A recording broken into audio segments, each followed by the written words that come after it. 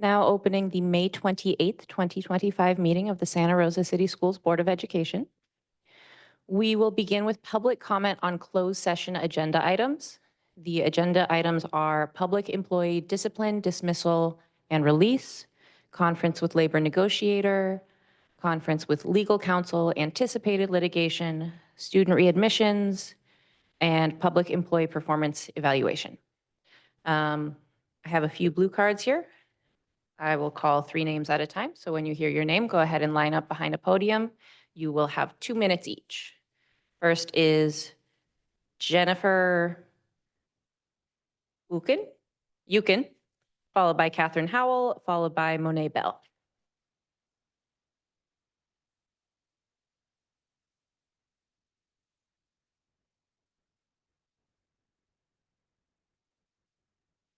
Do I start? Yes, go ahead. Okay, awesome. Hello, members of the board. My name is Jennifer Yukin. I'm a first grade teacher at Biella Elementary School. I am a special agenda item for your closed session today. And I emailed each of you personally to share the details of my situation and ask for your careful consideration. Thank you to everyone who responded. I really appreciate your time and thoughtful responses. And I'm really here today to introduce myself and give you a face to the name and to ask you in person to please make an exception to the emotional support animal board policy in my behalf. I absolutely love being a teacher. It's my favorite thing. I have dedicated myself to my craft. I was recently recognized as Sonoma County's Teacher of the Year in 2024. And I'm also a lead teacher at my school. I'm bilingual in Spanish and English, and I'm working towards my national board certification. I've taught for 11 years, and I've worked for Santa Rosa City Schools for the past 9 years, and absolutely loved my experience. And I really need my emotional support animal to continue doing the work I feel so passionately about. I really hope that you can vote to support a dedicated educator and her emotional support animal. Thank you for your time and consideration. Thank you. President McNally, we have the timer going over here. I'm sorry, it's not showing on the screen, but we are keeping track. Okay, thank you. Next is Catherine Howell, followed by Monet Bell. Well, podium. Good afternoon. I'm Catherine Howell. I am here to fully support Ms. Yukin in her request. SRTA supports the waiver of this policy in this incident. She is an absolute benefit to her students, to her school, to this community, to Santa Rosa City Schools, and has done everything she possibly could to meet the criteria of the policy and has been unable to. SRTA supports asking for this waiver. We hope that you will be able to give it to her. And we would also support periodic check-ins, making sure that the emotional support dog is properly registered and everything is still kept up to date, as well as periodic check-ins with insurance policies to see if they could be increased. But she has done everything she possibly could to meet the standard of the policy and has been unable to. So we're asking you to just please keep all that in mind, plus the email that she sent, and know that SRTA is in full support and encouraging you to make this exception on Jen's behalf. Thank you. Thank you. And next is Monet Bell. Hello, I am Monet Bell, and I teach at Montgomery High School. First, I just want to say that I feel like most of what you've heard from me in the past has not been very good. We haven't seen eye to eye, but I see a change. I have hope. I am happy with some of the decisions that I've seen come from this board, some decisions that we thought were never going to happen. So I thank you, and I thank you for the support of my school. What I am just trying to, again, request is that please consider or reconsider keeping Mercedes Thompson for next school year as an admin at Montgomery High School. We have been down one admin for at least the semester, and then we just had another one go on vacation. Mercedes has been invaluable. Again, she has the support of Slater, and they're going to be merging with us. We need her. I can't even tell you how many times I've had to call her or talk to her, even just today. And she's there for us. She's answering the phones, and she's coming when we need her. The other thing I want to say is Elisa Haley. Oh, thank you for sending her to us. She has been awesome. Again, thank you for your support of Montgomery. And again, please reconsider Mercedes Thompson. She stood up, she's been there, and she's amazing. And you can talk to our staff, ask Elisa Haley. They've been working together. See what she says. Please, please, please, we need her. Thank you. Thank you. Are there any other blue cards? There are no other blue cards. All right, the board will now recess to close session.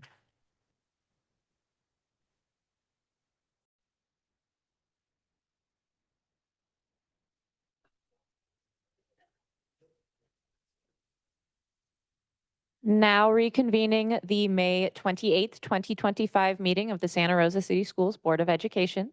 Please rise for the Pledge of Allegiance and then remain standing for a territorial land acknowledgement.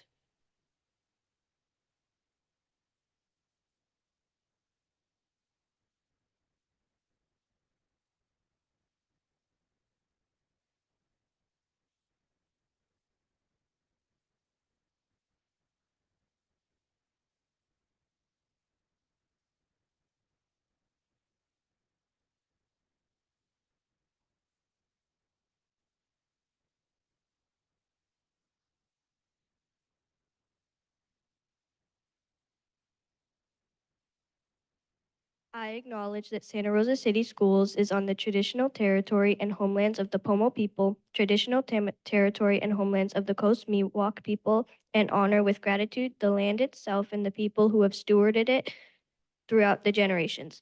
This land acknowledgement calls us to commit to continuing to learn how to be better stewards of the land we inhabit.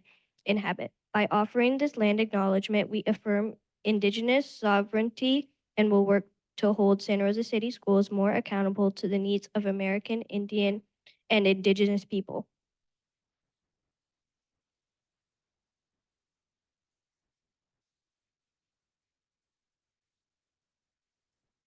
All right, thank you everyone for being here tonight. I know we have a lot of recognitions and celebration to get through to, but first, report of actions taken in closed session. So the board voted 6-0 to approve student readmission cases 2024-25-07 and -05. And the board voted 5-1 to approve student readmission cases 2024-25-09, -20, and -02.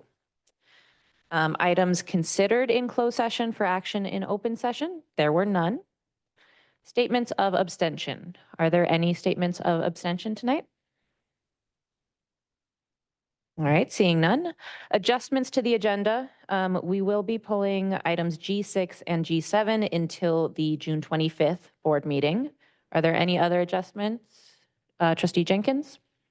I'd like to pull F7, please. Okay. F7. Trustee Delatorre? I'd like to pull F12, F13, and F14. Okay. Any other adjustments? Trustee Kirby? Pull F8, please. Any other adjustments? All right. Now we have special presentations for students of the month and certificated and classified employees of the month. First, we have Brook Hill Elementary School. Do we have Principal Soto here?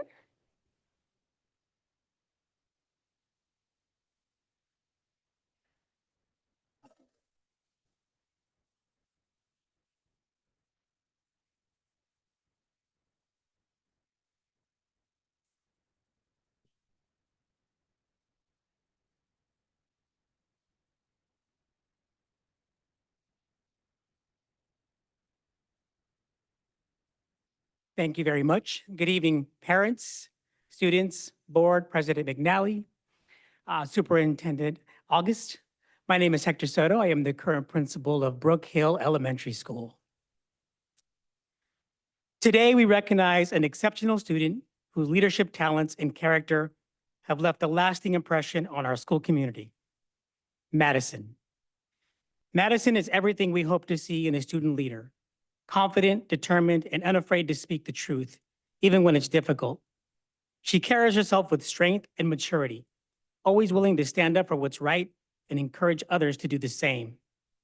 This year, Madison served as the secretary of our student leadership team, a role in which she truly thrived. She brought organization, initiative, and thoughtful input to every meeting and project.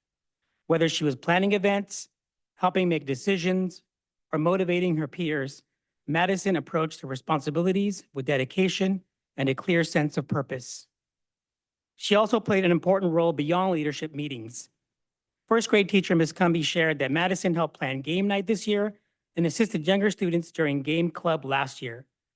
In both instances, Madison was incredibly helpful, hardworking, and dependable. She stood out as a role model and mentor, not only to younger students, but also to her peers. Academically, Madison has a clear passion for learning, particularly in mathematics, where she not only excels, but genuinely enjoys the subject. Her enthusiasm for problem solving and her consistent effort reflect a strong work ethic that extends across all of her education. She also brought her creativity and focus to the music room, where she played guitar in band class. Her involvement in both academics and the arts shows the depth and balance of her abilities. Throughout the year, Madison has consistently demonstrated responsibility, compassion, and integrity. She doesn't just complete her assignments, she leads by example. Her presence has helped create a more inclusive, spirited, and supportive school community. Staff agree, Madison has a bright and promising future ahead. Her leadership, her heart, and her many talents are already making a difference, and this is only the beginning. We are recognizing a standout student today. We are celebrating someone who is already shaping the world around her. Congratulations, Madison. We are proud of you.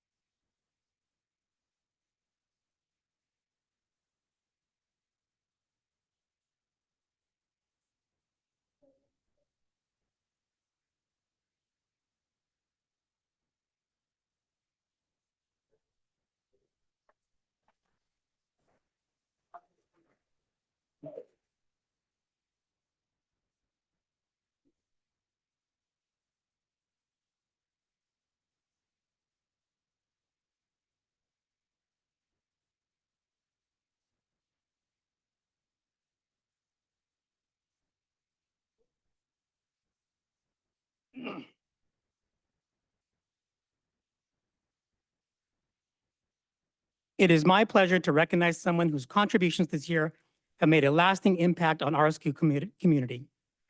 Our Classified Employee of the Year, Vanessa Vargas Mendez.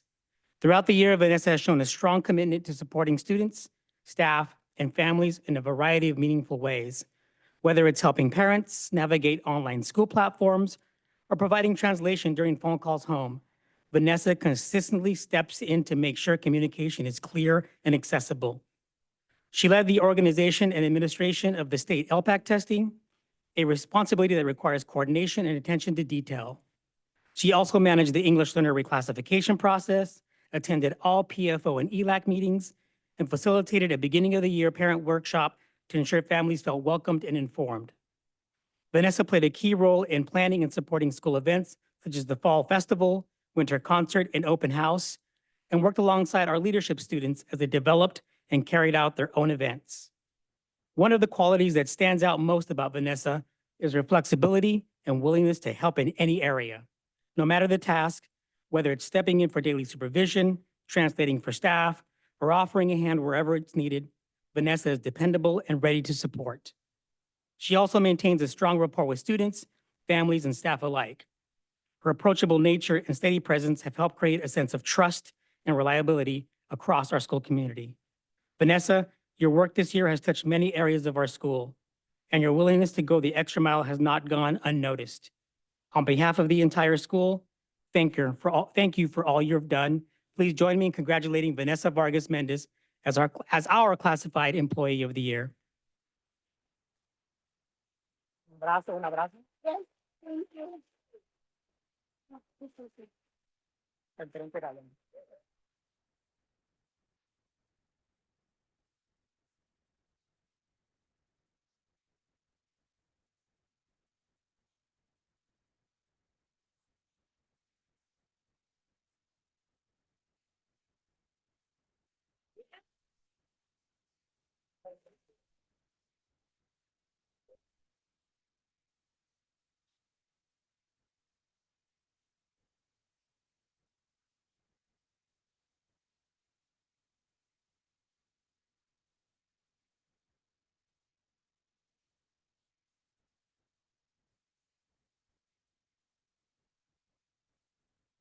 It is a true pleasure to stand here today to recognize someone who embodies dedication, compassion, and the heart of the Brook Hill community.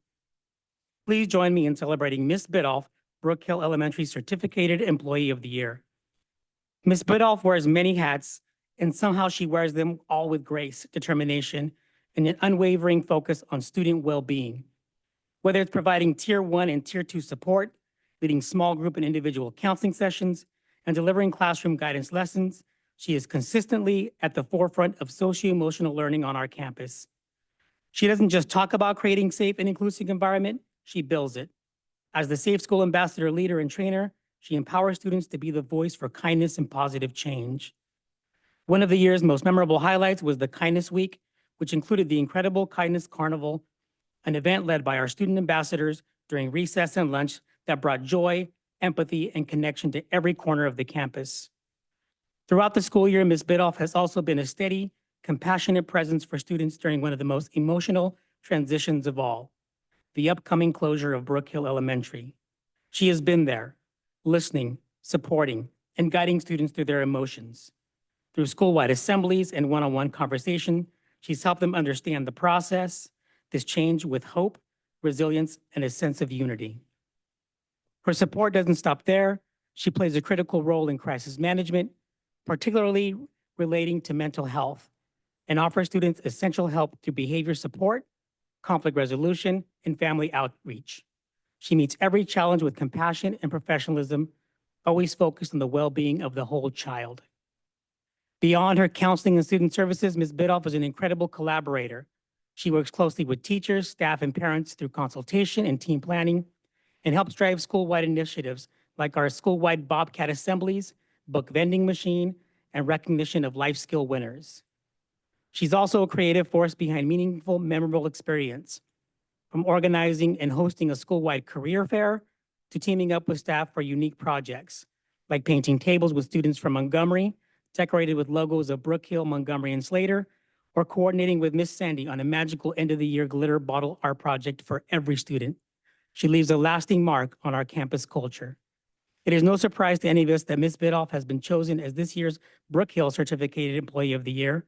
She exemplifies everything this honor represents: leadership, compassion, innovation, and a commitment to making our school a better place every single day.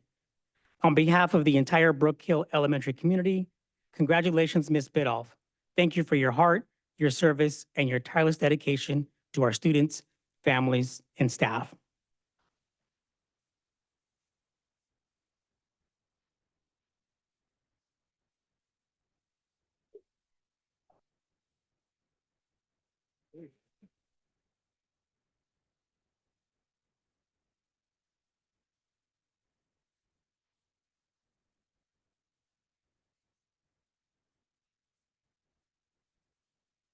Congratulations to Madison, Vanessa, and Jessica. Next, we have awards for Maria Carrillo High School. Principal Weiss.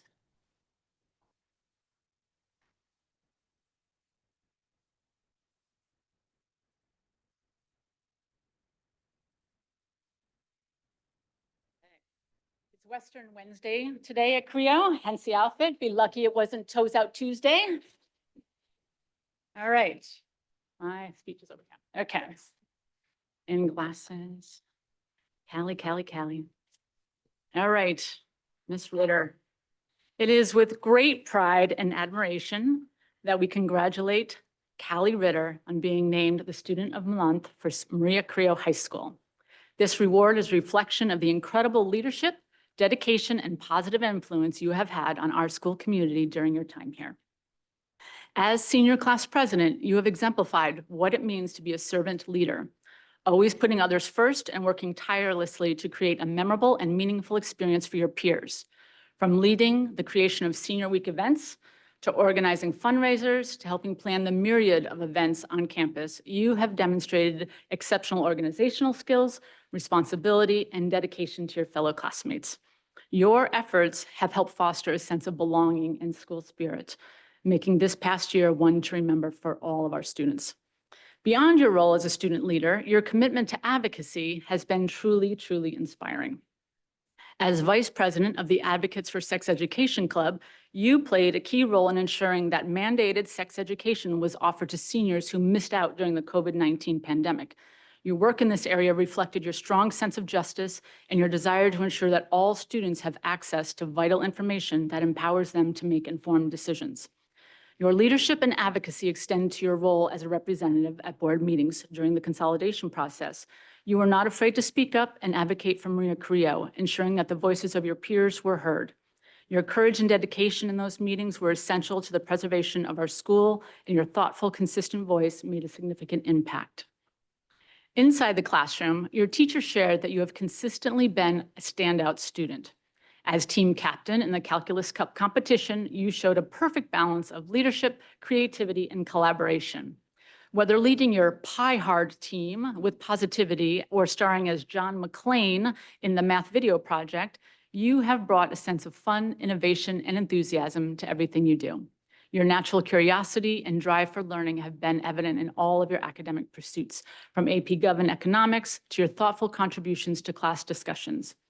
Callie, you have a rare combination of intellect, kindness, and leadership that has made a lasting mark on Creo. Your commitment to making our school a better place, whether through academic leadership, advocacy, or simply being there for your peers, is a testament to your character. You are not just a leader in title, but you are a leader in action, always stepping up to make a positive difference. I've had the privilege of witnessing your growth over the past 4 years, and I can confidently say that you leave Maria Creo a better place than you found it. Your efforts, both seen and unseen, have helped shape the future of this school and will continue to inspire those who follow in your footsteps. On behalf of the entire Maria Creo High School community, we extend our warmest congratulations to you, Callie. We're incredibly proud of you and everything you have achieved, and we look forward to seeing your continued impact and what you will do in the future. Congratulations. Okay, so now you take that. And this. And go. And then you're gonna come up over here. Yeah, you go.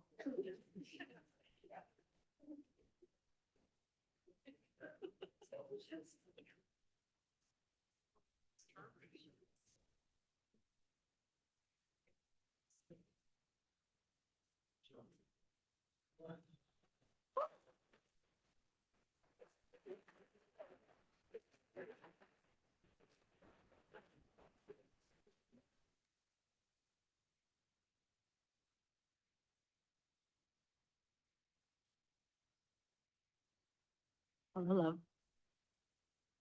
Okay, here we go. I forgot to say good morning or good evening to you all. Good evening. Today, it is my great honor and pleasure to recognize an exceptional member of Maria Creo's high school community, Lisa Greenstein, our classified employee of the month. Lisa is our office manager extraordinaire and truly the backbone of our school's daily operations. I want it to be known that she is accepting this honor under protest. When I told her that she was going to be the classified employee of the month, she told me, "No, I am not." I said, "Yes, you are." She told me, "No, I am not. I do not want to be the employee of the month. I do not want the attention." I told her, too bad, I'm the principal and we are celebrating you. My peeps behind me will testify that when I came in here, what was the first thing that I said? Where's Lisa? Because I wanted to make sure, I was afraid she wasn't going to show up here today. She might actually still be a little mad at me, and I am a little nervous about what tomorrow will bring, but we're going to celebrate her tonight.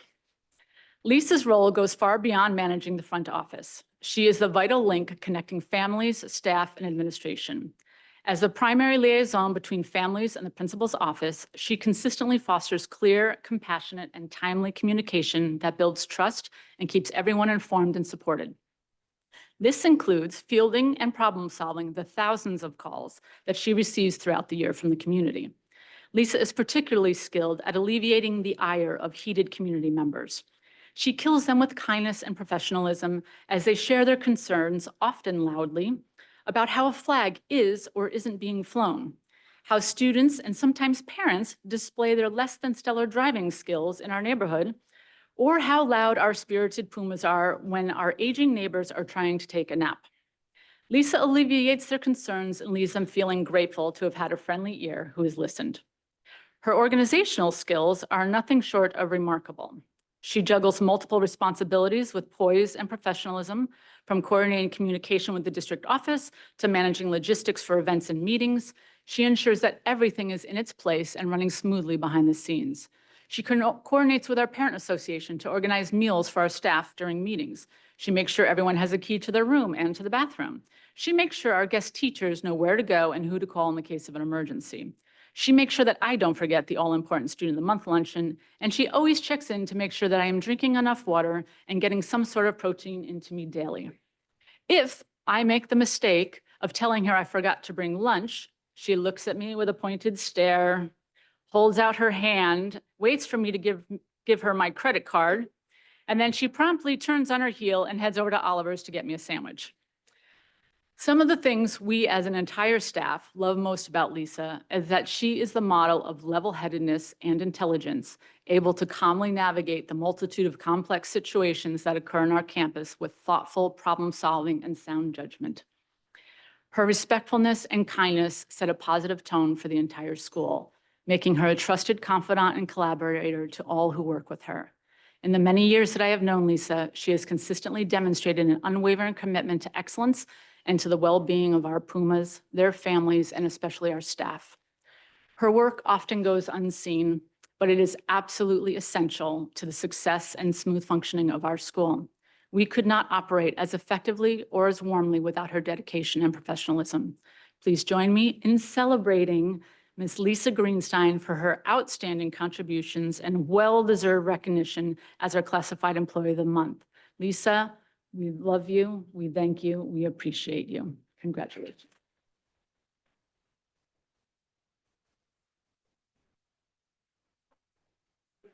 Okay. I know. You gotta get your picture taken too.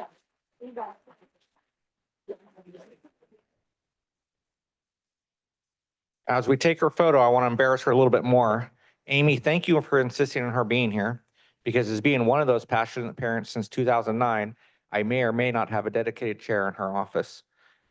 Lisa, office managers are the backbones of each of our campuses. You've been through several administrators, several families, and you've been student-driven every day you step onto that campus. And we cannot thank and appreciate you enough for your service, for your commitment to the campus and your community, and exemplifying what a true office manager should be, has been, and will continue to be. Thank you.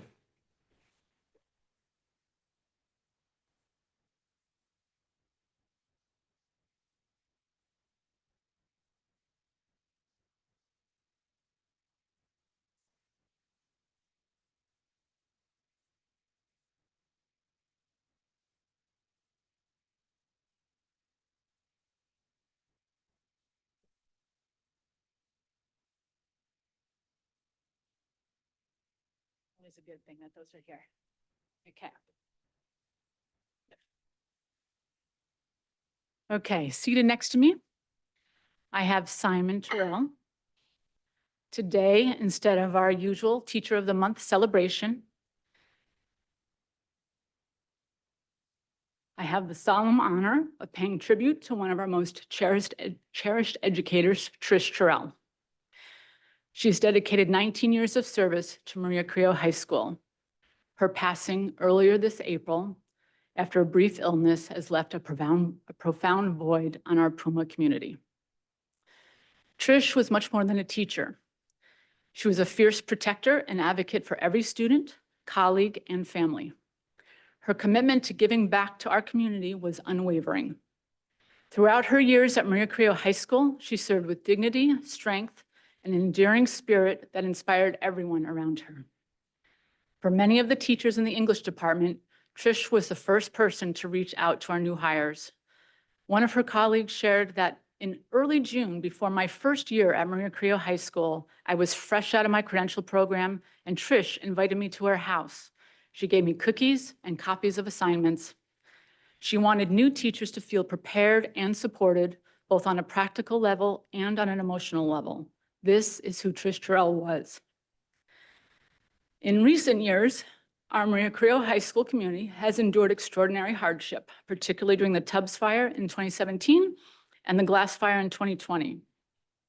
These disasters devastated our region, with more than 200 of our staff and families losing their homes. In the aftermath of both fires, Trish Terrell emerged as a beacon of strength and compassion.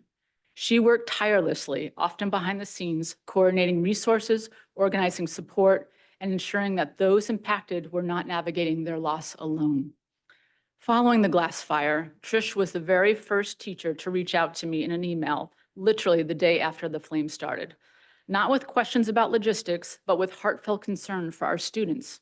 She wrote, "I'm just wondering if there's been any outreach to check in on the kids who are affected by the most recent fire. Do they need books, school supplies? Do we know if they are in housing and need household items?" That message captured the essence of who Trish was. Someone who always led with empathy, who thought first of others, and who instinctively moved to action when her community was in need. Her deep care and immediate response reflected the very best of who we strive to be at Creo. During the difficulty of the following year with the pandemic, Trish was vital in bringing colleagues together through a professional development initiative titled Building a Community of Wellbeing, a Teacher Resiliency Development. Teachers and admin who joined her in this program read and met online to reflect on books and wellness. These sessions created a safe space for teachers to share openly, listen deeply, and build trust, strengthening our school community's sense of belonging. A unique and impactful component of this initiative, which Trish loved, was the incorporation of equine therapy to promote emotional healing and resilience. Trish was a lover of animals. She would often try to convince us to meet with her on a Sunday evening, saying, "What's better than hugging a horse's butt?" Whether she was a mentor to new teachers, the empathetic role model, or the bringer of food to sick teachers, Trish generously shared her knowledge and offered comfort and guidance during difficult times. Our staff shares that she embodied a true heart of gold, endlessly generous with her time and her resources. Losing Trish is a heavy blow to all of us. We deeply miss her laughter and her unwavering spirit, yet her presence remains deeply felt, and her legacy of kindness, strength, and advocacy will continue to inspire us. Please join me in honoring Trish Terrell today, celebrating her 19 years of dedication, her incredible impact on our school and community, and the indelible mark that she has left on all of us. Thank you.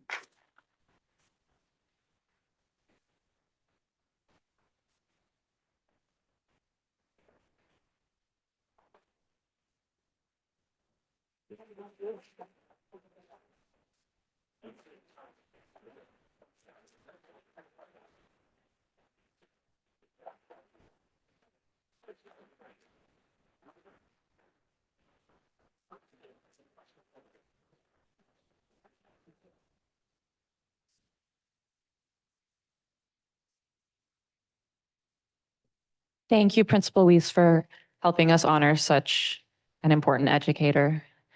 And congratulations again to Callie and Lisa. Our last School tonight for awards is Montgomery High School. I believe we have Vice Principal Thompson here to present. I'm not presenting the first award. Mr. LaFrance is presenting the first award. Great, thank you. Yeah.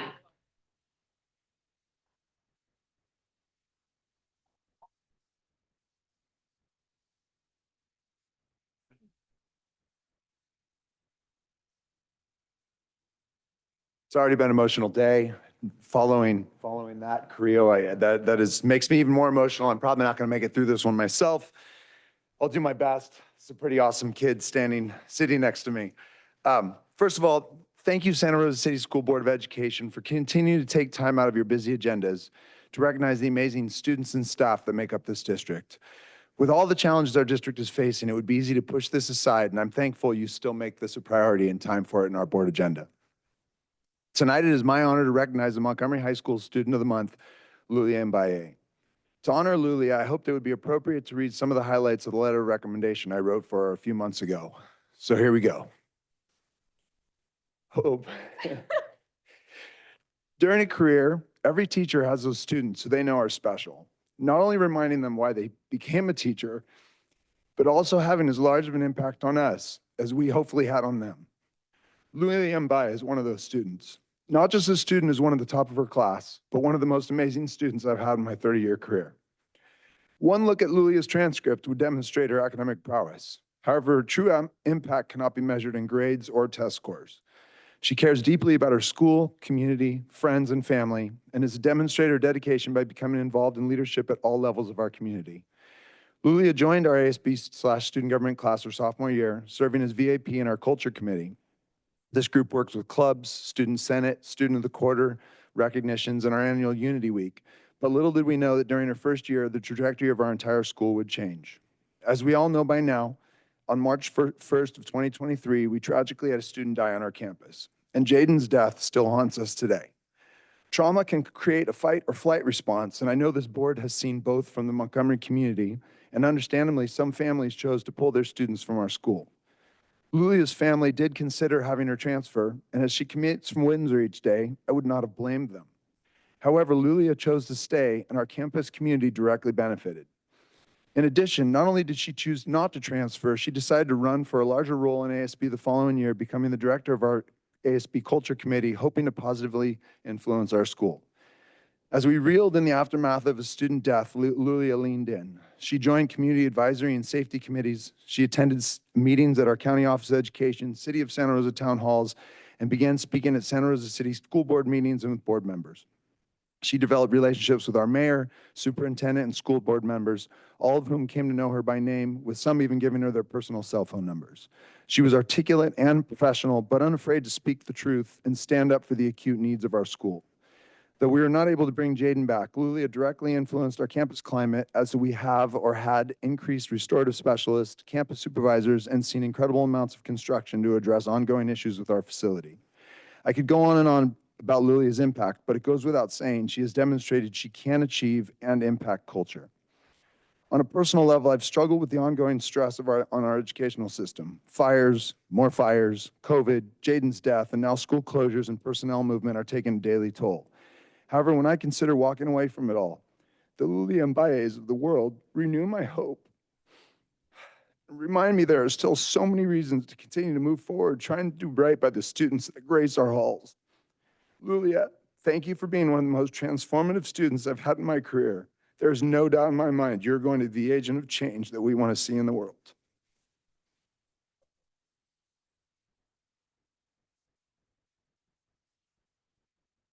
Sorry.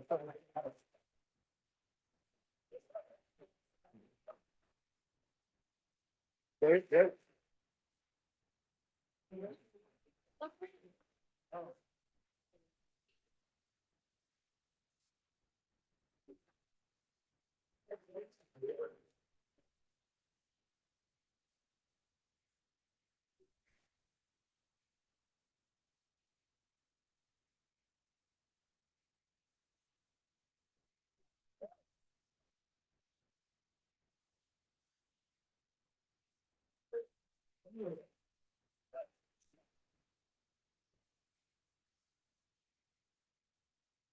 Official actually shout out to Mr. LaFrance. Thank you for all of your work in Montgomery and the community. Well, it's hard to follow that. And I don't have my classified employee of the year with me, so I'm just going to read what we wrote about her instead. Thank you to the board. Good evening. It is my true honor to recognize Jessica Andrade Burnaby as Montgomery High School's 2025 Classified Employee of the Year tonight. Jessica currently serves as our incredible counseling secretary, but anyone who knows her knows that Jessica is so much more than a title. She is the heart and soul of our counseling office, a bridge for our multilingual learners, a mentor for our students, a support for our families and staff, and a true leader on campus. Before stepping into her current role, Jessica served as Montgomery's family engagement facilitator, a role in which she didn't just thrive, she set the bar for the entire district. Her commitment to authentic family and community engagement was and continues to be a model for what that work should look like: personal, persistent, and powerful. Jessica is a consummate professional. She is the first to offer translation services and support, help a student troubleshoot a Chromebook or navigate the stress of school, and lend a listening ear to a colleague, which a lot of people visit her every day. But she's also the one who will step up to have the hard conversations about equity, access, or support, because she knows that genuine care means speaking up, not staying quiet. Her connection to our multilingual learners is something special.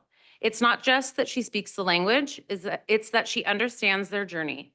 She often helps them feel seen, heard, and valued before they even know how to ask for help. For so many of our students, Jessica is that trusted adult with whom they check in, not just because they have to, but because they want to. And she looks like she's like 18, so they really feel like they can trust her instead of us old people in the other offices. While she's doing all this, supporting students, staff, and families, Jessica is also pursuing her dream of becoming a school counselor. She earned her degree from Sonoma State while working full-time and supporting her own family. Now she's attending Chico State Online, continuing to move toward her goal while maintaining the same standard of care, commitment, and excellence she's known for. Jessica embodies what it means to be a Viking. She leads with grace, strength, and heart. As a Latina, she models perseverance, professionalism, and purpose for our students who often feel unseen. She shows them their success is possible, service matters, and that they matter. Montgomery High School is a better place because of Jessica Andrade Burnaby. We are endlessly grateful for her and so proud to honor her as our Classified Employee of the Year.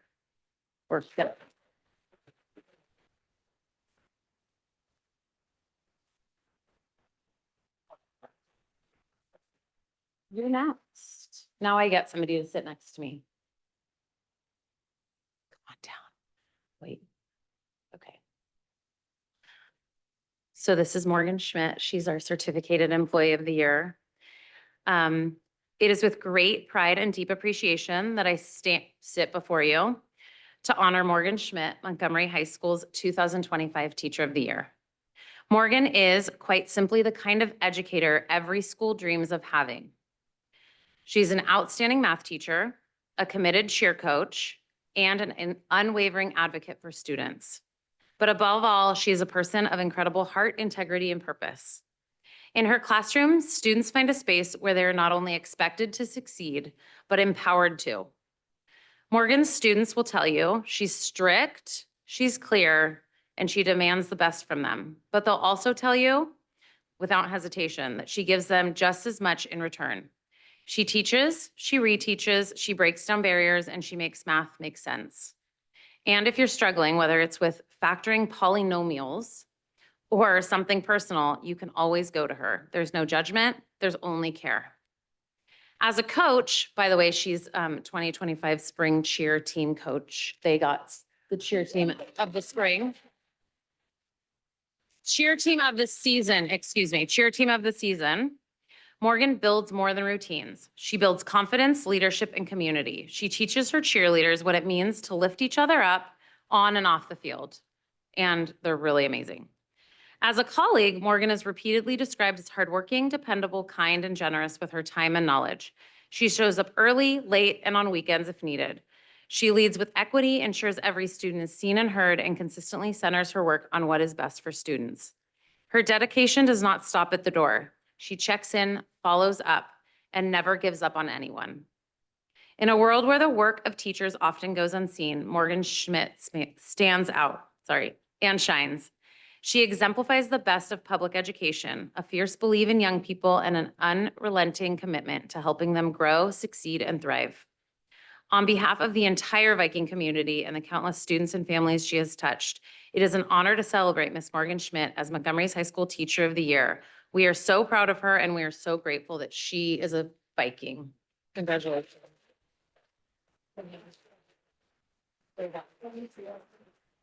Oh, and let's go.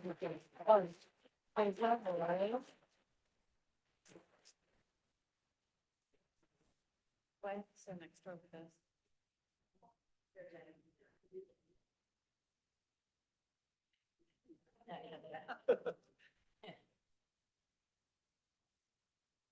Thank you.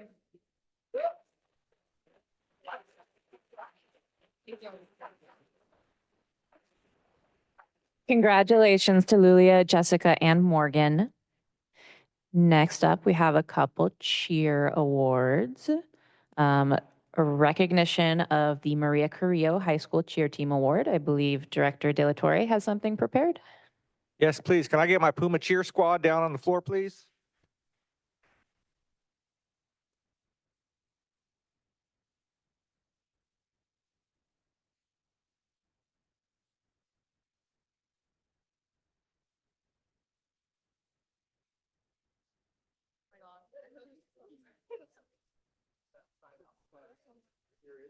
I need to take this off.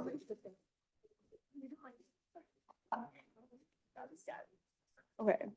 Hello. All right, good evening, everyone. I am Trustee De La Torre, the 7th District Trustee, and I am Marie Carrillo High School's trustee. So it's with great honor and it's with immense pride and excitement that we gather here today to celebrate the outstanding achievements of the Marie Carrillo High School cheer team. Their dedication, spirit, and teamwork have not only elevated the school spirit, but have also set a new standard for excellence in our community. At this time, I am honored to present the Marie Carrillo High School cheer team for their exemplary performance and distinguished achievement in earning the United Spirit Association High School Spirit Nationals Award.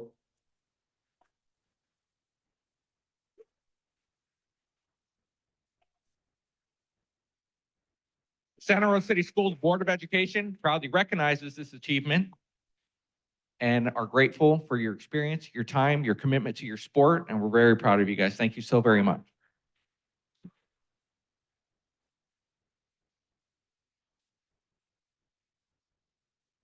And I do believe you ladies have something you'd like to share with us. Yes. Good afternoon. My name is Gabriela Mendoza Mondragon. I was the captain of the 24-25 season. We'd like to take a moment to thank the board for this incredible honor. After the 125 practices, we are so happy to see that it all paid off. We'd also like to thank the board for taking on this incredible challenge this year. We've had a very rocky year, to say the least, and we'd like to show our appreciation for all of the incredible work you guys have done. I'd also like to take the moment to urge the board to reconsider classifying cheer as a sport. This sport has opened so many windows, so many doors.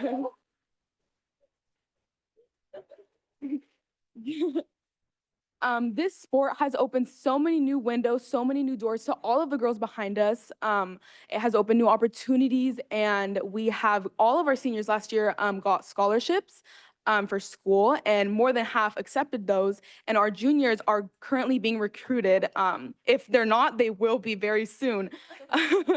But I'd just like to honor these girls for all of the hard work that has paid off. Cheer has opened a new home for us, and we'd just like to honor that and continue to do what we love. And we all think that cheer deserves to be a sport. All of the girls behind me are athletes. We put in work day and night, and we would love to continue to do what we love. We are working at such a high level. We're working higher than our junior college and Sonoma State. And to earn this national title at the advanced level, it feels like we are making history, and we would like to honor that and appreciate all of the hard work from not only our athletes, but also our coaches and our parents who have supported us through all of the rocky challenges. So thank you so much for taking this, for honoring us this year and celebrating this incredible moment in history. Thank you so much for your time.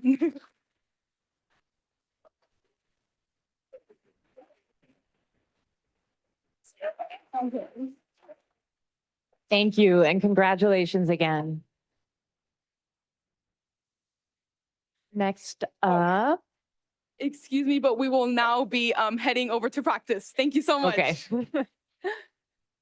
All right, next up, Trustee Jenkins is going to present the Montgomery High School cheer team. Are we on? Yes. Come on down, cheer. Okay, Chris.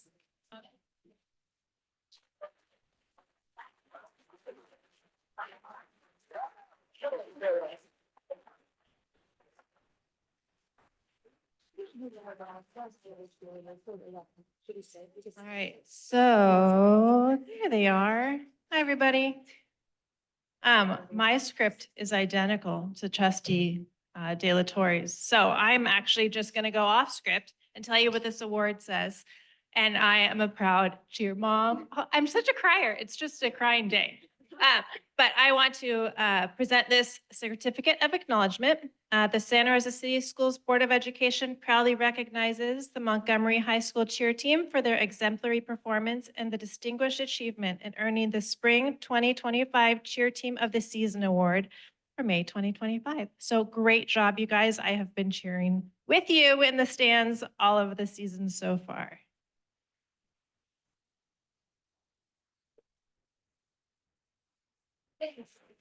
You're welcome to say a couple words if you'd like. Don't have anything to say. We didn't prepare anything, yeah. Thank you, I guys. just want to say thank you. I really appreciate you guys looking after the cheer team. I know cheer's not considered a sport, but we do appreciate you guys acknowledging us, and also Mercurio as well too. Congratulations on your guys' wins. I just think I'm gonna go off of them. Cheer should definitely be a sport. I know we work harder than a lot of sports out there, and definitely pushing for that. So thank you for your time. I appreciate it.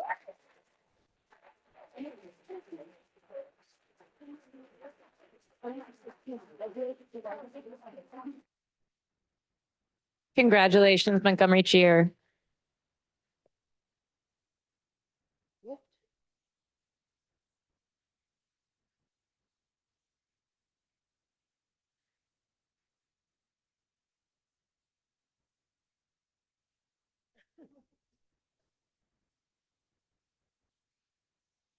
I'll wait a minute while folks file out.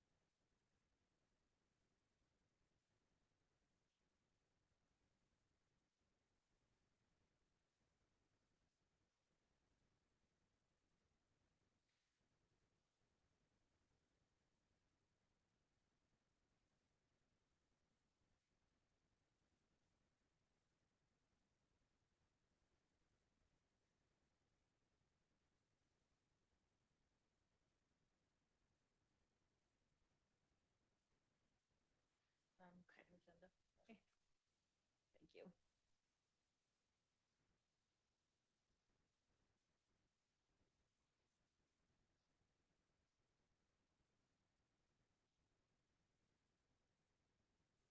All right. Our next item is a special presentation for outgoing student board member Zuniga. Ome has been representing the student voice of SRCS for the past school year, so we want to take a minute to thank him and recognize his work. Maybe each board member could say a little something about Ome. Omar, do you want to start? Sure. Ome, I gotta say that it's been awesome to have you on the board. I've seen a lot of student trustees, and I must admit you have been one of the most actively engaged. It's been awesome to see how much you've interacted with students. I think you've done an incredible job at representing the voice of the students and listening to the students and being a part of getting the council going and started. I think that's been incredibly helpful and something that hopefully will live on with the foundation of the legacy that you started from the energy that you've put into it. I know you're a senior. I think you're going to, is it Pitzer? Pitzer College? Congratulations. I hope it all goes well and I wish you nothing but success. Remember, si se puede.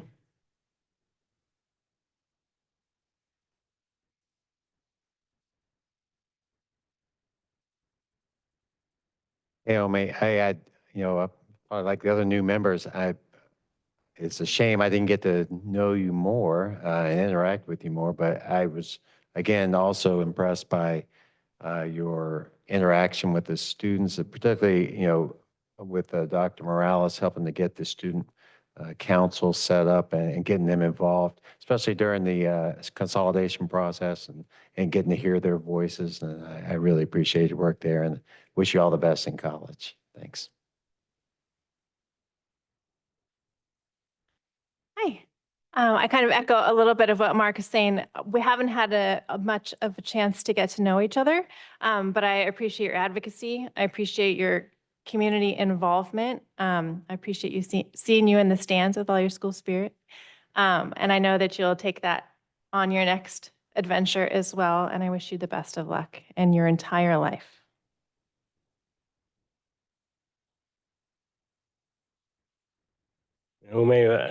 Former seatmate, greatly appreciate all of your contributions, helping raise up student voices that came in here, bringing forward discussions around waste, environmental justice issues, as well as advocating for students throughout what's been a very difficult year and asking tough questions and just keep engaging.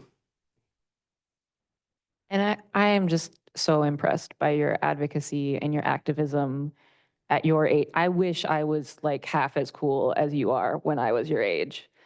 And I think it started even before you joined us on the board. You were coming to public comment. You were doing the work. So I'm really proud of you. I'm really excited to see where you go. Oh, May, Senior Zuniga, extremely proud of you, inspired by you, challenged by you, given opportunities to do my work and see my work through a new lens and another perspective. The utmost respect for you. There are people that you come to meet throughout your life and some at a young age that you're really excited to a few decades later say, I knew him then.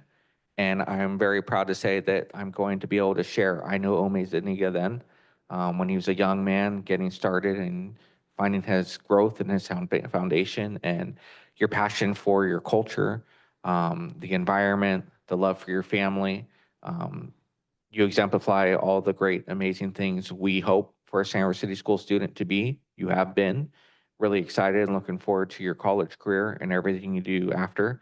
So thank you so much for everything you've brought to this board, to this community, and that you bring every day.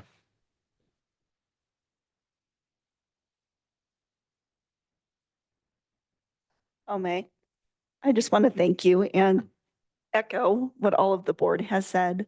Thank you so much for your leadership with the Superintendent's Student Advisory Council. You've done an amazing job. I know I just got to join that group, but you've really set that on the right track going forward. And again, elevating student voice. You have done so with grace and amazing leadership in difficult times. Thank you.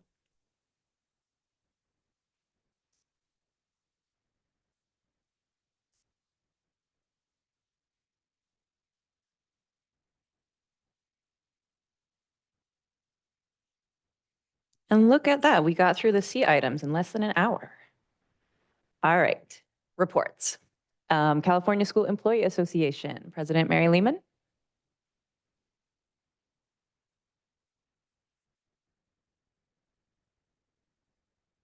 Can you hear me? Good evening, President McNally, board members, Interim Superintendent Lisa August, student board member, cabinet, and everyone joining us on Zoom.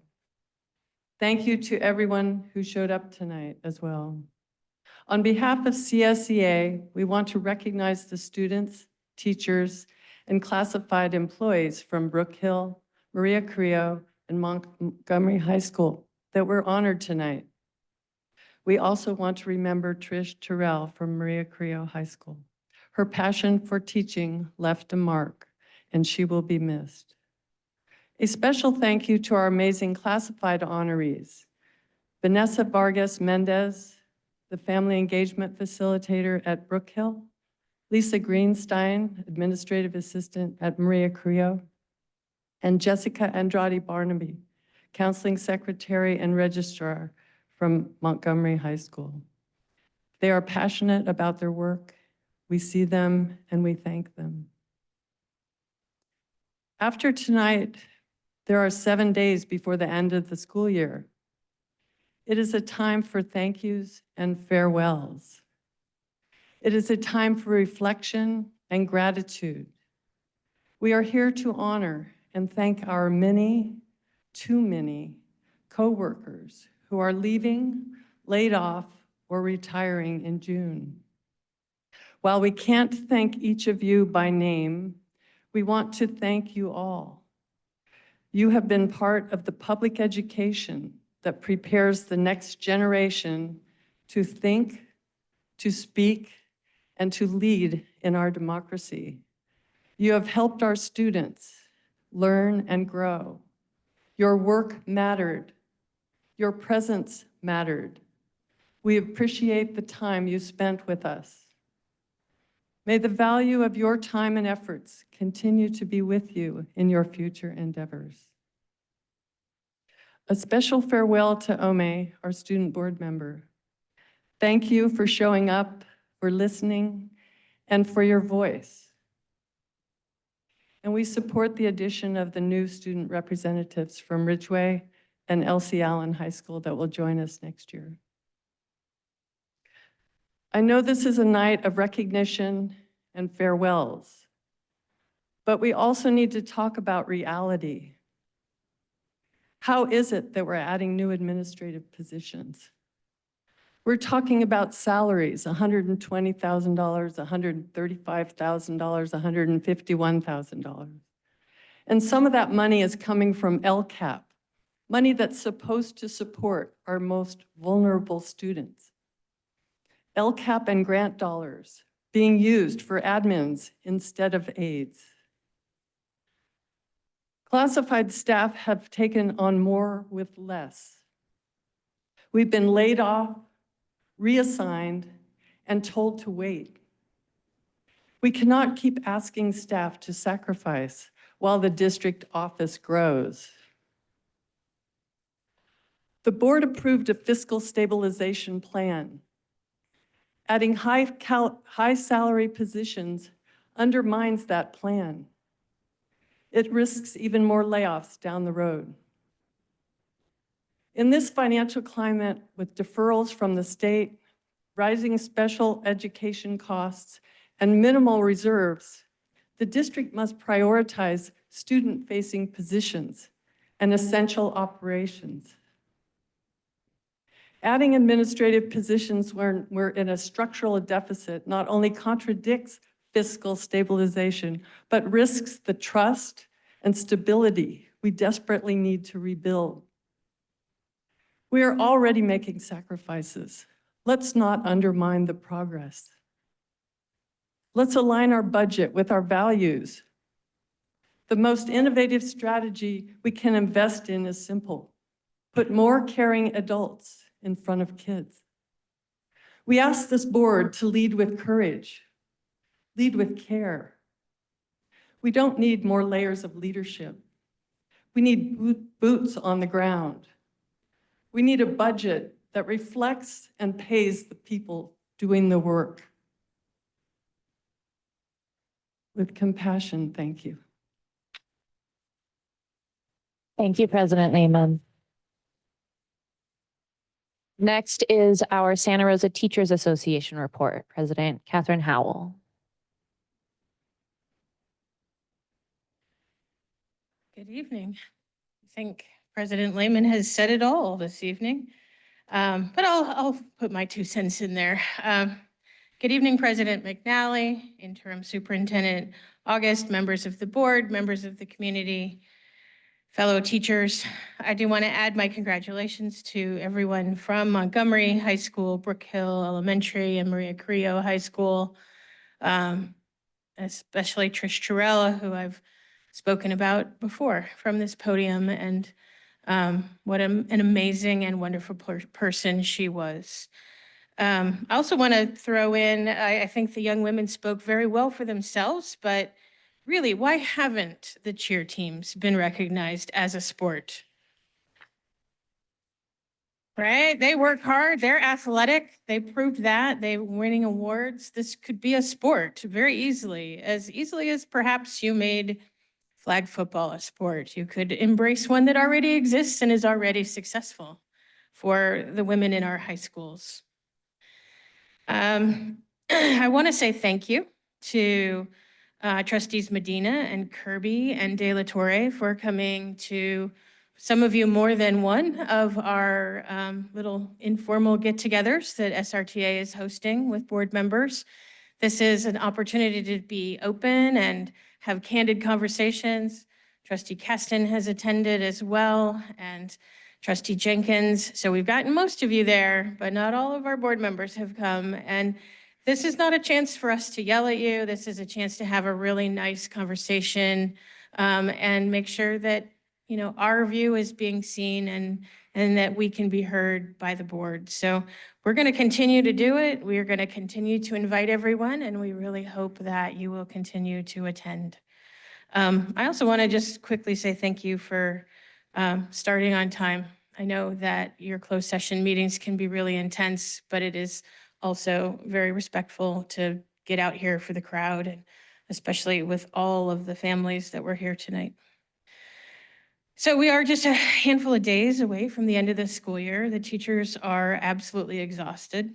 And part of our exhaustion is, of course, watching our schools and our coworkers and our traditions and our history slowly disappear. We're losing our support. We're losing a lot of our support staff. We're losing colleagues. We're watching dozens and dozens of people being shuffled and redealt like it's as easy as playing with a deck of cards. And it's heartbreaking and it's exhausting and it's adjectives that I can't even come up with to make this really, really, really hard. Normally at this time of year, I'd say to, you know, people are going to be able to rest and recuperate and recover, but I don't think so, because they're going to be moving and packing and trying to figure out new schools and new colleagues and new administrators that they've never met before. And it's not going to be restful and it's not going to be relaxing. I am going to say thank you for pulling 3 new job descriptions from the consent agenda. We hope that means you're going to look closer at them. We hope that means you're going to look at ways to use these funds for students rather than for administrators. I get it. The positions are temporary. At least 2 of them are listed as temporary. They say grant money and LCAP and Title I and Title III. And we all know that all of that money can be used in the classroom as easily as it can be used on more administrators. How do we spend this money so that it's affecting the students? Rather than an admin to coach other admin, how about a counselor or a student engagement facilitator who's going to work directly with students during our transition? Rather than an admin to organize more professional development, why not just give teachers some time to do some professional development they are experts at that can have a direct and immediate impact on their students? It really is worrisome to see hundreds of our fellow staff people, both CSEA and SRTA, moving on and disappearing, and the cuts to the district office being basically reversed in one fell swoop. I want to mention just really quickly the student board members. Congratulations, Ome, for your fabulous year. We've never actually talked to each other one-on-one, but I know that it's a good experience. We're glad there's going to be 2 students. I'm a little concerned about the rotation chart that's in today's board agenda. I know that there was discussion about balancing it, rotating it, yet you look at that and there's 1 student from Santa Rosa High School in the next 10 years, it takes 10 kids. One of them is from Santa Rosa. That's not balanced.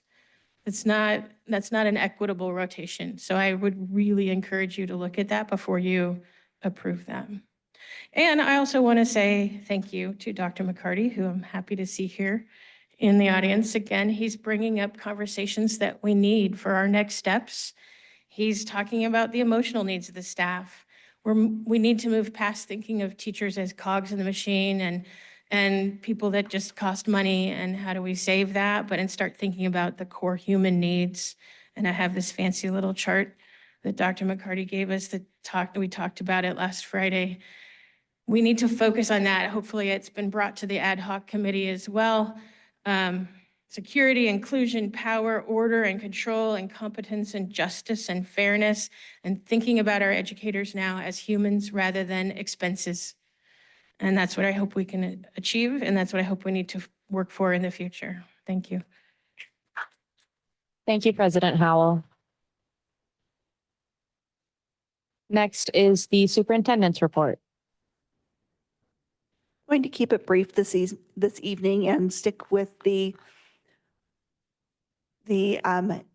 mood of celebration and talking about all of the great things that we have going on as we're closing out this year. We have senior awards nights. We have amazing celebrations for some of those transitions that, we are going through with the closure of some schools celebrating their history.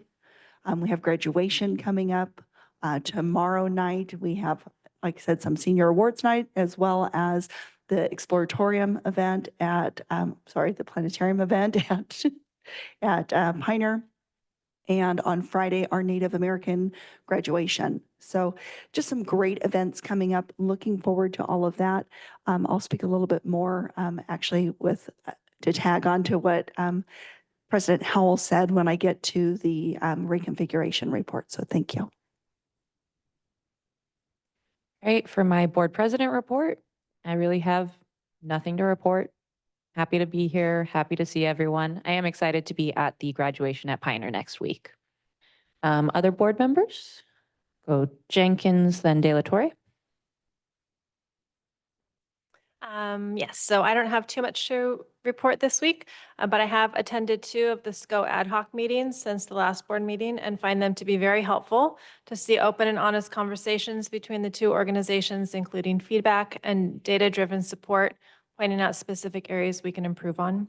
I'm seeing our admin team taking that info and hitting the ground running.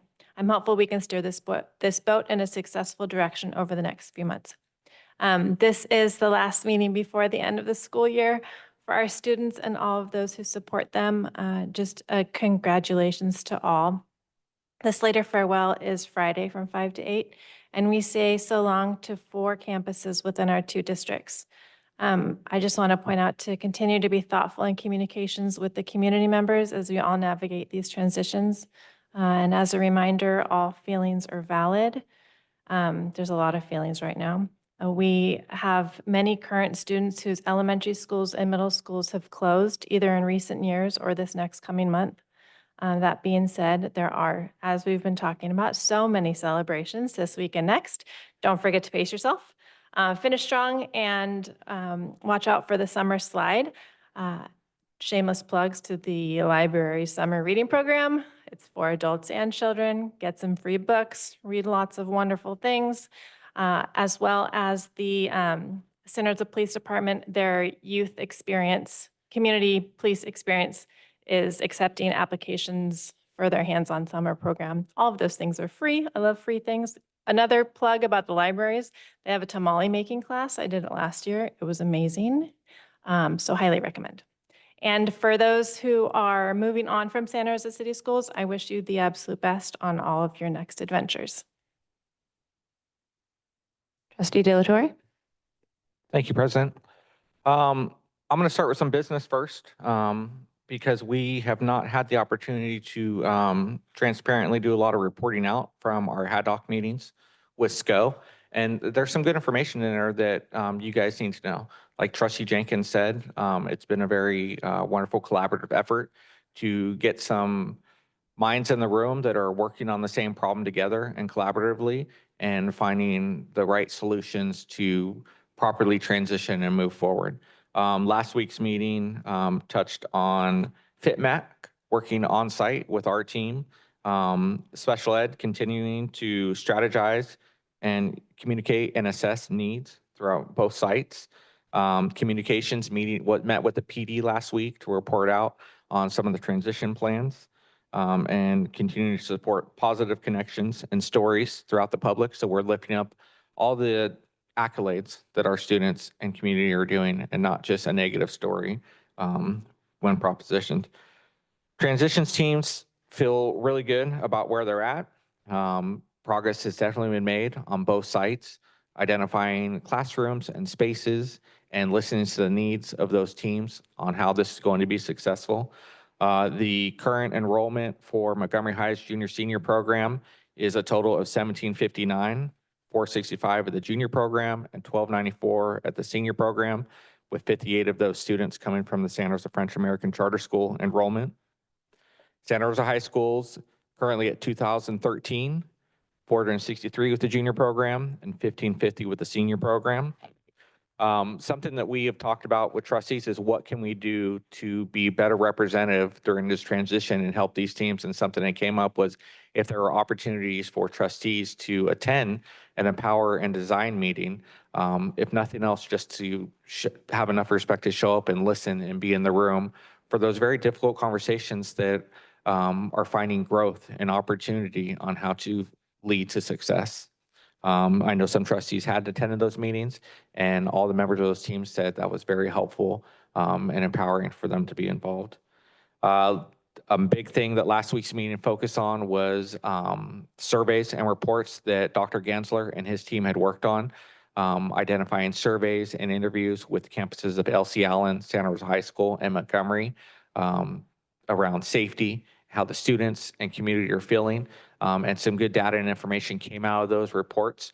Some stuff that our team's already working on and some stuff that our team was able to identify, including what's working well, what is positive, what's providing what our students and teachers need, and ensuring that we are lifting those up and supporting those programs on our campuses. I had the pleasure of attending all of our elementary school open houses last week, including the bittersweet parties held at Brook Hill and Biella. An open house and a back to school night are a very unique opportunity. They're near and dear to my heart. School was the safe place to be. So if school was open at night, it was really exciting for me to go as a student. I never attended with a parent to any of those events, to the 14 schools I went to, but I went to every open house and back to school night. And when I was at open house last week, there was nothing more cherished than to see the kids dragging their parents onto campus wearing their school t-shirt, grinning ear to ear, to share experiences and art and opportunities that they wanted to showcase for their day and their year at school. So just so much love and pride in those opportunities for those open houses, for the teachers, for the extra work and the time and the commitment, and showing the true relationships they built with these students and how cherished they are. For more information on Friday night, it is called Spartans Forever, a celebration of over 70 years of Spartan spirit. So if you're ever a student, a teacher involved with Slater, please go Friday, May 30th between 5 and 8. And it'll be a great time to collaborate and go over history and look through old yearbooks and just honor and celebrate that campus at this closing. This has been a rough year. There's no other way to say it. So thank you. Thank you to our community. Thank you to our families, our students, our teachers, the tireless efforts that the cabinet and district staff have been going through to get us through this year and get us to where we need to be to find a better tomorrow. We have been doing better. We will do better. And it's something that we continue to work and push forward through. And I just want to thank everybody for an amazing year and want our graduates to really enjoy their last week of high school next week and make those connections and say goodbye and thank yous to your teachers and staff that got you where you are, and really enjoy the milestone of walking across that stage next Friday. Thank you. Trustee Medina? Yeah, just real quick. First off, thank you again to SRTA for the invite to engage in conversation. I really appreciate that. Thought it was productive. I also just really simply wanted to remind folks that the application is open for the trustee area 6. It's open till what, June 13th? Just go to srcschools.org. There on the main page, there's a button you could click to find out more information about trustee area 6 application process to fill the vacant board seat. Thank you. Any other board member reports? Student board member Zuniga? Thank you. Okay, so we had our last superintendent student council meeting of the year last week, and we welcomed Ms. August to come and be our interim superintendent and leader of the council. And I'm super excited for what's to hold next year and what's gonna happen with the council. And I have amazing ideas of what could happen, and I'm totally confident that it's gonna just bloom into something super beautiful from the work that we did this year. And yeah, I am so thankful to have had this privilege of serving behind the dais with you all. It has been an experience that I will never regret. I almost missed this. My principal came up to me at break one day and he was like, you should sign up for this. And he handed me a packet. And I looked over at it and I did it during lunch. And then I turned it in. And I had no idea what it was like, what it entailed, or that I'd become a representative during one of the craziest times in my life and in my community. But I did. And it's taught me so much. It has opened my eyes to a new world, new levels of complexity. I learned how to read board policy, and it actually is really interesting. So I am super thankful for that, and I have so much excitement for the future board members. Now that there are two, I've met them. They're amazing. They're super cool, and they're super ready. So yeah, thank you so much. I will be running for Pomona Pitzer next year, D3 national champs, like 5 years in a row, hopefully. So we'll be top 10 there. It's gonna be fun. I'm gonna be majoring in environmental studies, hopefully with like a focus on environmental law. And then I plan to go to grad school, work on policy there. So thank you for teaching me how to read policy, because I really like it. Thank you so much.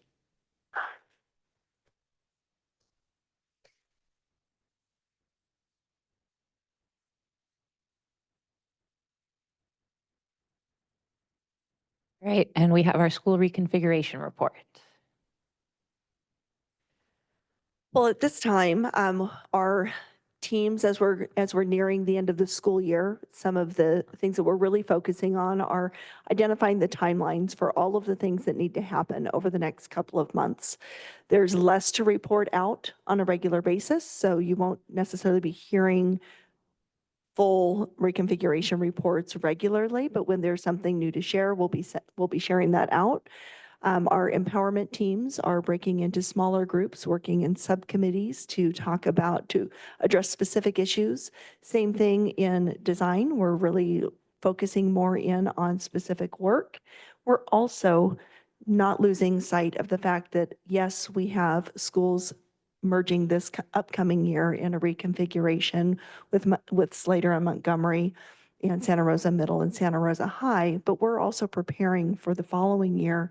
And we're starting when we come back in the later in the summer, starting to work with the Pioneer and Comstock teams and working on the redesign for Elsie Allen with their 4x4 modified schedule.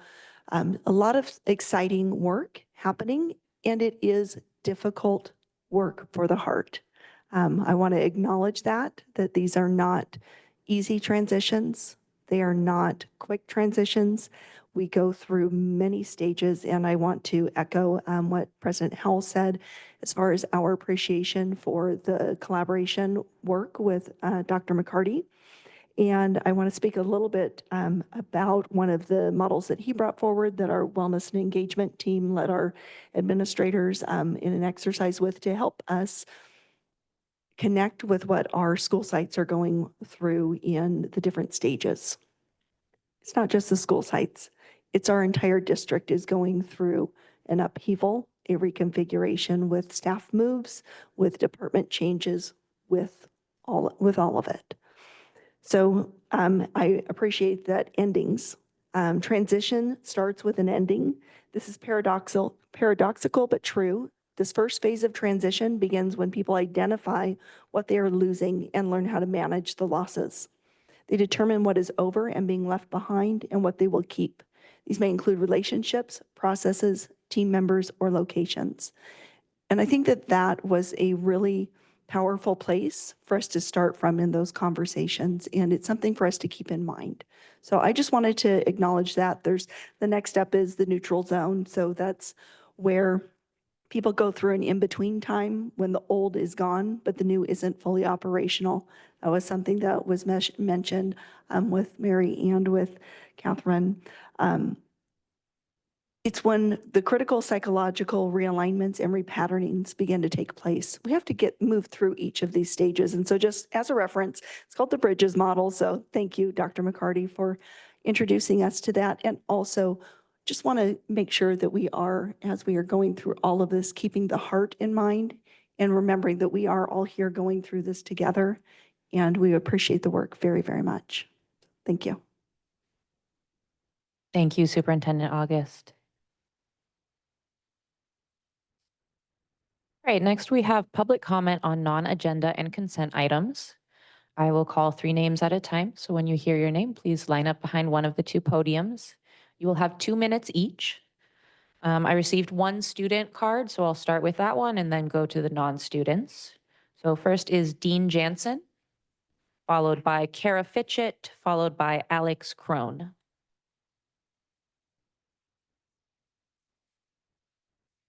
Am I good? Okay. Hello, my name is Dean Jansen. I am a student at Santa Rosa High School and a proud ArtQuest Theater Arts graduating senior. I wanted to say one more time to express the importance of performing arts education and to continue to harness the programs we have here in the Santa Rosa City School District. In a study by Dartmouth University, theater develops highly transferable skills that employers value across industries, such as communication, teamwork, and problem-solving skills. Beyond that, theater builds confidence, empathy, and leadership. It grows students just like me a place to grow and be heard. Within our district, we have amazing award-winning programs. At Montgomery High School, their Stagecraft program allows students to have access to state-of-the-art technology that is used in professional spaces such as Broadway. Encore Theater at Maria Carrillo creates industry-level productions preparing students for theater after high school. And at ArtQuest at Santa Rosa High School, students are given personalized lessons on how to become more developed as an actor. These programs matter. They help students find their voices, their confidence, and their future. Overall, performing arts in our district is some of the best in the state. I'd like to thank the board for their growing support of performing arts throughout this school year and urge this board to continue supporting these arts throughout the future. Thank you so much. Thank you, Dean. Next is Kara Fitchett, followed by Alex Crone, followed by Michael Converse.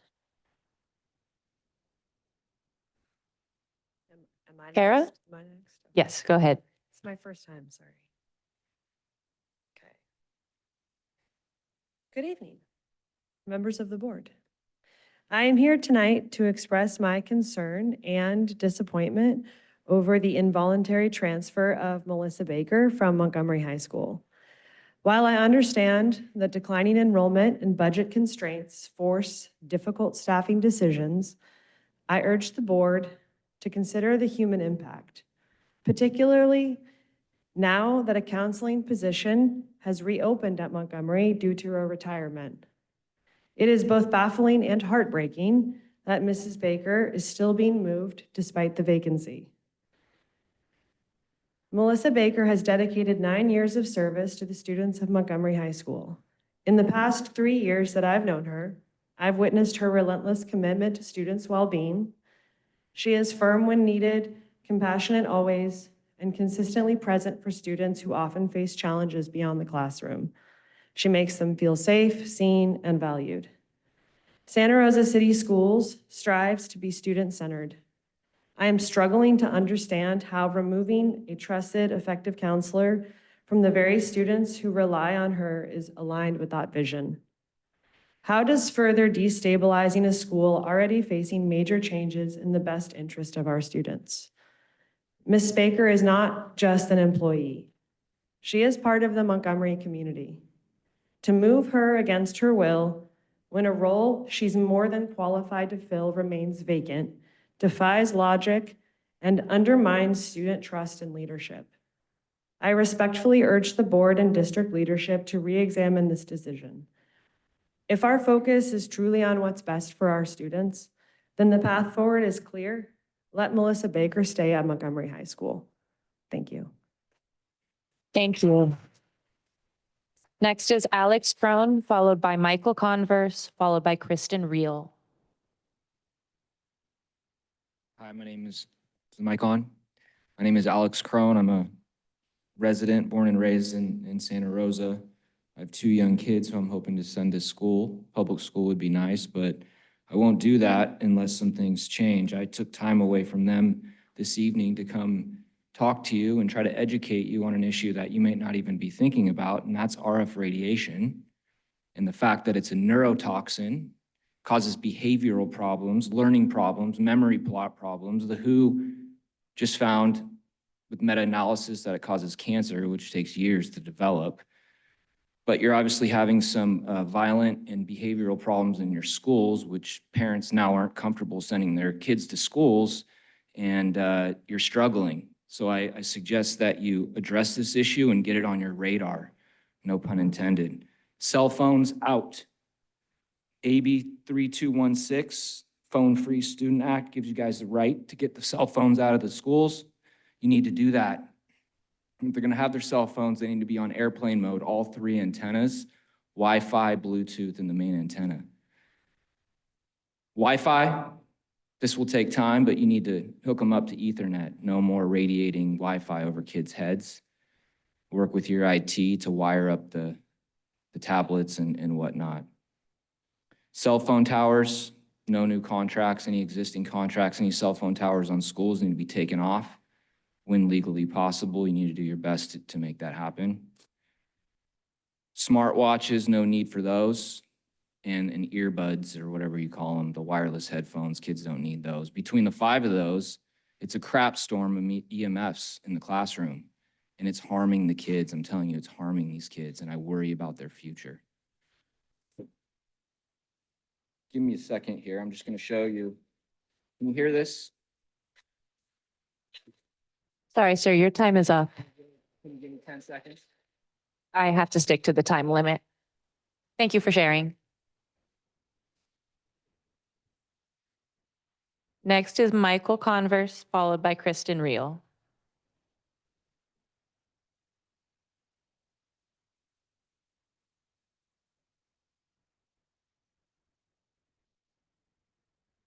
Go ahead, Michael.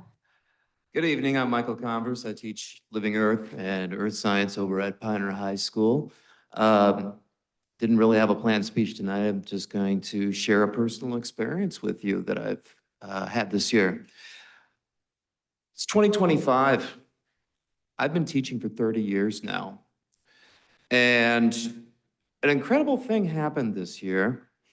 And simply put, I didn't have to send a single student to the principal's office this year.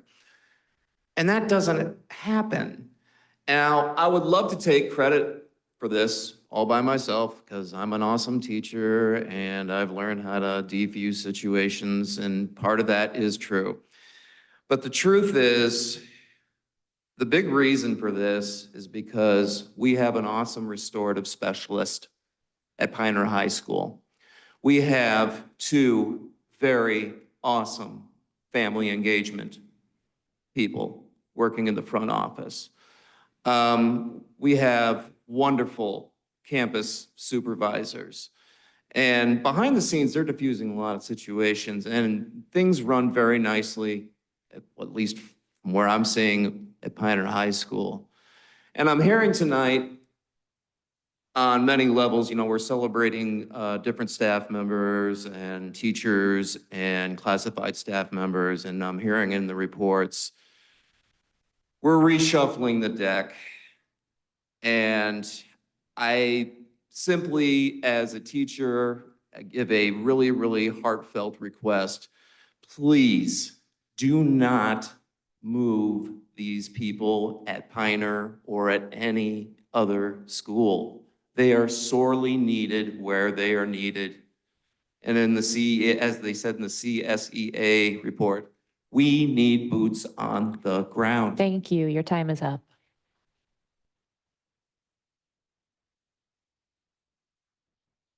Next is Kristen Reel. Go ahead. Good evening, I'm Kristen Reed, and I teach English and psychology at Montgomery High School. I just wanted to point out that the one site administrator we have right now is also one you fired and deemed not a good fit for our district. Mercedes Thompson has been busting her tail to do everything she can for our school, and as you saw earlier, with one arm strapped to her side. Despite the fact that repeated pleas for her reinstatement have been met with a negative response and that she has had to face searching for a new job, she continues to show up for the students, the staff, and her admin colleagues in a powerfully committed way. Her energy is an excellent complement for our projected admin team next year, and she would provide much needed stability as we continue to muddle our way through the 7 to 12 consolidation with which we have been tasked. Give this new Montgomery a chance to be successful and bring her back next year. Thank you. Thank you. Are there any other blue cards? There are no other blue cards. All right, then we will move on to our consent items. Let me get back to my agenda.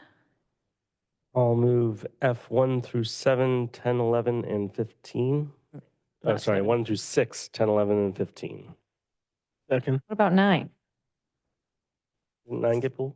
Seeking a motion on F1 through 6, 9 through 11, and 15. And 9 through 11 and 15. Second. All right, moved by trustee Caston, seconded by trustee Medina. Roll call vote. Student Board Member Zaninga, Aye. Aye. Trustee Caston, Aye. Trustee Medina, Aye. Trustee Jenkins, Aye. Trustee Kirby, Aye. Trustee De La Torre, Aye. President McNally. Aye, motion passes. All right, is there discussion on F7, approval of the student representatives to the board? Trustee Jenkins? Yes, so I am in favor of appointing the recommended student trustees, but I request that we revisit the, however you say that, rotation in the next couple, that we revisit in the near future, the rotation of the next couple years so that it's evenly distributed between the schools. Trustee Medina? Yeah, thank you. Yeah, again, I'm supportive of approving the 2 students. It seems like they might have, in the rotation, gone with the east-west sample, which was the original proposal, I think. But that was taken back during the presentation. I didn't see any of it in the minutes. I've been looking at it. But I think it'd be good to go watch the video of the meeting just to confirm what happened. But yeah, it shouldn't. This cycle's probably not the way that it should be. But Ridgeway and Elsie, yes, this round. Other discussion? Trustee Kirby? So just to be clear, we're going to vote on F7, the amendment that we're going to relook at the rotation before next year. Does that sound? We're only voting on the student reps. We're not voting on the rotation. Yeah. I think Correct. More importantly is this rotation actually something that needs to be revisited, or is it just incorrect? we will review and find out, and we'll, if it needs to be revisited, we will bring it back. If it's a correction, we'll notify you. All right, is there a motion on this item? I move to approve, how do you say this correctly? I move to approve F7 with the understanding that we're revisiting the rest of it. I'd like to say this correctly, but it's not going to happen. That's my attempt. Second. All right, moved by trustee Jenkins, seconded by trustee Caston. Roll call vote. Student board member Zuniga, Aye. trustee Jenkins, Aye. trustee Caston, Aye. trustee Kirby, Aye. trustee De La Torre, Aye. trustee Medina, Aye. President McNally. Aye, motion passes. All right, and then F8, approval of revised job description for vice principal. Someone pulled this. Trustee Kirby. Yes, so had a few questions. In reviewing it, so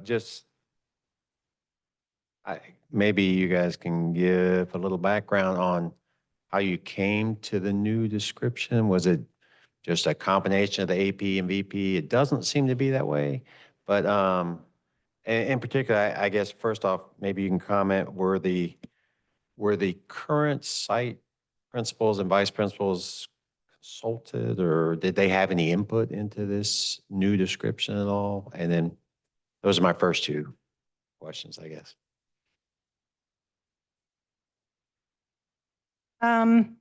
First of all, I'll preface by saying that over my last 26 years in education, I've worked in, I believe it's 4 different school districts.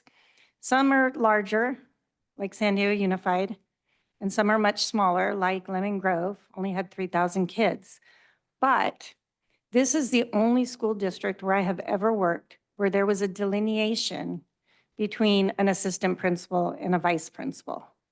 In every other school district, it's either an assistant principal or a vice principal.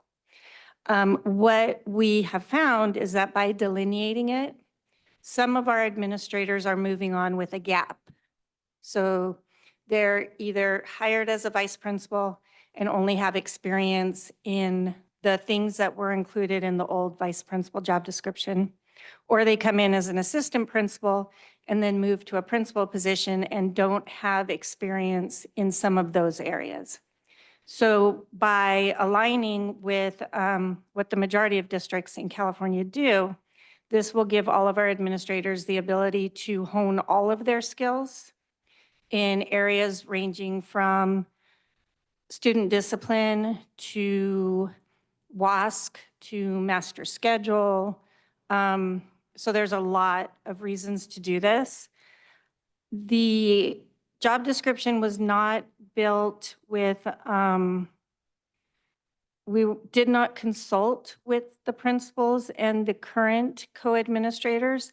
However, the way that it's delineated is based on the different facets that are included in the principal job description. So each of those categories, for example, vision and communication, there are certain things that fall under the principal's job description. And what we have here is how the co-administrator would provide support to what the principal needs to do. Okay, so yeah, that may be part of the issue, I guess, that I have. It's just that we haven't seen the principal description yet, so it's hard sometimes to know where the gaps are or are not. Just a couple things. You brought up WASC. I mean, that used to be under the old description, but it's now not. I'll throw a couple of things out there just that maybe you can speak to. Let's see, there's no mention of implementing or facilitating the MTSS intervention procedures, and also about just coordinating use and care of buildings and grounds. I guess that's used to be an AP thing. I don't see that anywhere in the VP description. So is the principal now doing that, or was that just kind of, is it falling to someone else? No, all of these things fall under the principal's job, and then it's delegated out to assist the principal in supervising. But the principal is the main person that supervises each of those different things. Okay, and I guess one other, I look at this description, and obviously on our campuses that are big, there's no way that one person could handle all these, obviously. So how is it going to be left up to the principal to decide, for example, which vice principal is going to handle AP testing, which one is going to handle discipline, or because obviously one VP is not going to be able to do all that. I mean, how is that going to be left up to the principal, and that's within the principal's job description, I guess? Yeah, it would be left up to the principal, I would hope in consultation with their co-administrators, leaning to their strengths and also helping them build capacity in areas where they're not as strong. So I would envision that it would be a collaborative conversation. Ultimately, yes, it's the principal that makes those decisions, but I don't envision any one person taking on 100% of the load. Okay. One of the things that was missing out of there that was in the previous one, I know it's a generalized statement, but there was no mention of implementing the district mission, vision, and strategic plan.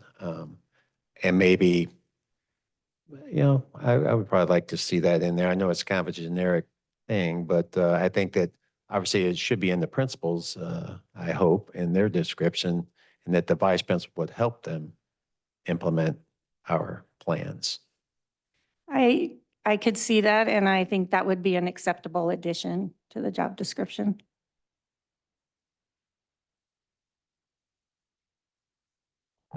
So I have some concerns when I hear it's up to the principal to decide what's done by who, because that leaves an open interpretation that each principal might make a different decision on who's going to handle what.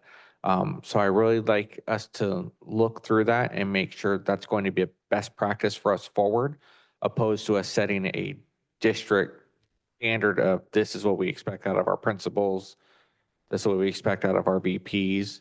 So we can offer support in those decisions, opposed to having each principal make their own decision per site, because as we know, a lot of our principals have different levels of experience and what the needs may or may not be. So there may be some more support that would have to come from the district level to ensure that the variety of these tasks are properly covered. That's my 2 cents. Agreed. And I think some of the areas where it would be at the principal's discretion would be things like who's spearheading AP testing, because that's like a thing that one person would oversee. And if more than one person is overseeing it, it gets really confusing. At least that's been my experience. So there are certain things that, yes, it would be a person is responsible for this, but I could see needing some direction or guidance from district leadership on how to distribute the duties. And ultimately, I think mainly a checklist or guidance of ensuring that nothing is dropped or missed, making sure that all of these things are taken care of. My next piece is this best practice for us forward to elevate everyone up to a VP, opposed to delineating these tasks appropriately across what was known as an AP position? I just want to make sure we thought that through, and we feel this is the best practice forward to elevate these positions to VPs, opposed to ensuring that the AP we already had was doing as assigned. We do feel as cabinet that this is the best way forward, that we want to be able to build capacity in our leadership team and be able to promote from within. And it's really important that we make sure that all of our administrators have the opportunity to hone all of those skills rather than being pigeonholed into one specific thing such as discipline. Trustee Medina, and then Trustee Caston. Thank you. Just really quickly, I think I don't object to anything about the principal, having the flexibility to delegate tasks. I think makes sense to have assistants and VPs, all be VPs. I'm curious as to, is there any urgency in time for approving this, or maybe it could be brought back at the next meeting where some of these concerns from board members are maybe incorporated into this? I guess the answer to that is yes and no. We currently have vice principal positions that are vacant, and we can't move forward with posting those positions without an updated job description. The current job description that we have for vice principal does not incorporate anything about discipline, anything about running facilities, any of those jobs that would also be included. So without the new job description, we can't post to hire for those positions. The longer we wait, the smaller our pool will become. Trustee Caston? I'd just like to express, comment on a couple of the concerns and see if we can make sure we have a way forward tonight with this. I think, one, I think this is the right direction, more flexibility, especially as we're moving to specialize our schools and enable them to have their own identities, their own programs, their own themes. We want to give more flexibility for how the personnel are able to be acted on. And I would hope and expect that anyone that we're hiring at a principal level is able to manage a team of this caliber. These are not positions that should be or need to be micromanaged. So I strongly support the direction of making these more flexible, giving more flexibility to the principal, and having the vice principals be able to work in all these different areas and do a combination of leading into their strengths and learning and being able to grow so that they can be principals in the future. So I really support this direction. I think we've been talking about it since the beginning of the year. It's leading to us being able to reduce cost savings while still being able to create cost savings while still being able to address important aspects of what needs to be administered on each campus. So I think this is the right direction. I agree with adding in executing the mission and vision and strategies, because I think that kind of captures any other concerns we may be talking about here. Because at the point where we're talking about implementing all the strategies that we adopt as a district, if you can't fit something under that in a job description, then we're not doing a good job of splitting those hairs. But we also have in here assist the principal and general administration of the school, which I think can also address any of those concerns or anything that might be missing or not specifically delineated. So I think we should move forward. We're already really late in the hiring season, for next year, and I wouldn't want to see anything delay us getting those jobs posted. I think this board has had a tendency to be a little bit in the weeds with things like this, and I want us to step back from that. I think everything Dr. Zan has presented is perfectly reasonable, but I'd be happy with that amendment. I do want us to approve this tonight. Sure. So, I mean, I would just recommend under vision and communication, just add assist principal in implementing the district mission, vision, and strategic plan. I'll second that as the motion for this job description. And just with a further caveat before we vote, it would be my hope that perhaps before we do the principal job description, maybe you could reach out to our existing site principals just to get some of their input for that. I think that would be worthwhile. Yeah, I can do that. All right, so moved by Trustee Kirby, seconded by Trustee Caston. Roll call vote. Student Board Member Zuniga. Aye. Trustee Kirby. Aye. Trustee Caston. Aye. Trustee Jenkins. Aye. Trustee De La Torre. Aye. Trustee Medina. Aye. President McNally. Aye. Motion passes. All right. So now we have F12, although I'm kind of imagining that the conversation about F12, 13, and 14 all goes together. Yes. Trustee Jenkins, was it you who pulled this? No. Trustee De La Torre. De La Torre. So I just pulled these so we can have a discussion and ensure we're providing transparency as to why these positions are necessary, where the funding is coming from, and ensure that we are making the right decision on these tonight. Sure. To start with the first one, that the director position, I believe that was brought to us actually. We're fulfilling a request from the board and on that one. That one is 20% funded out of LCAP. It's 80% funded out of a grant A through G, which is a restricted resource. The second one, and I'll just go over them really briefly, and then we can get into the more of the specifics. That the second one is also new. That one is funded out of completely restricted resources, so that doesn't actually affect either our general fund or our LCAP or LCFF. And then the third one is not actually a new position at all. That's actually, we used to have two coordinators that manage our required state and federal programs, and we reduced one of them. It's actually kind of a strategic thing because one of them was actually funded out of the LCAP, so we're smashing them together, and we're going to have to find somebody that's going to want to like supervise like 7 or 8 state and federal programs at a lower level than a director, at a coordinator level. But these are mandated programs, and that's going to be covered out of restricted resources. I have to double check on that one, but I believe that one's still going to have a small portion out of LCFF and restricted resources. And so the first two are new positions. The last one is basically a consolidation of 2 positions for required programs, state and federal programs, to include migrant education, Indian education, and Native education, like I said, state and federal programs. It's going to oversee the FEFs and a number of other things. I can get into the specific duties of these programs if you'd like, of these positions if you'd like to as well.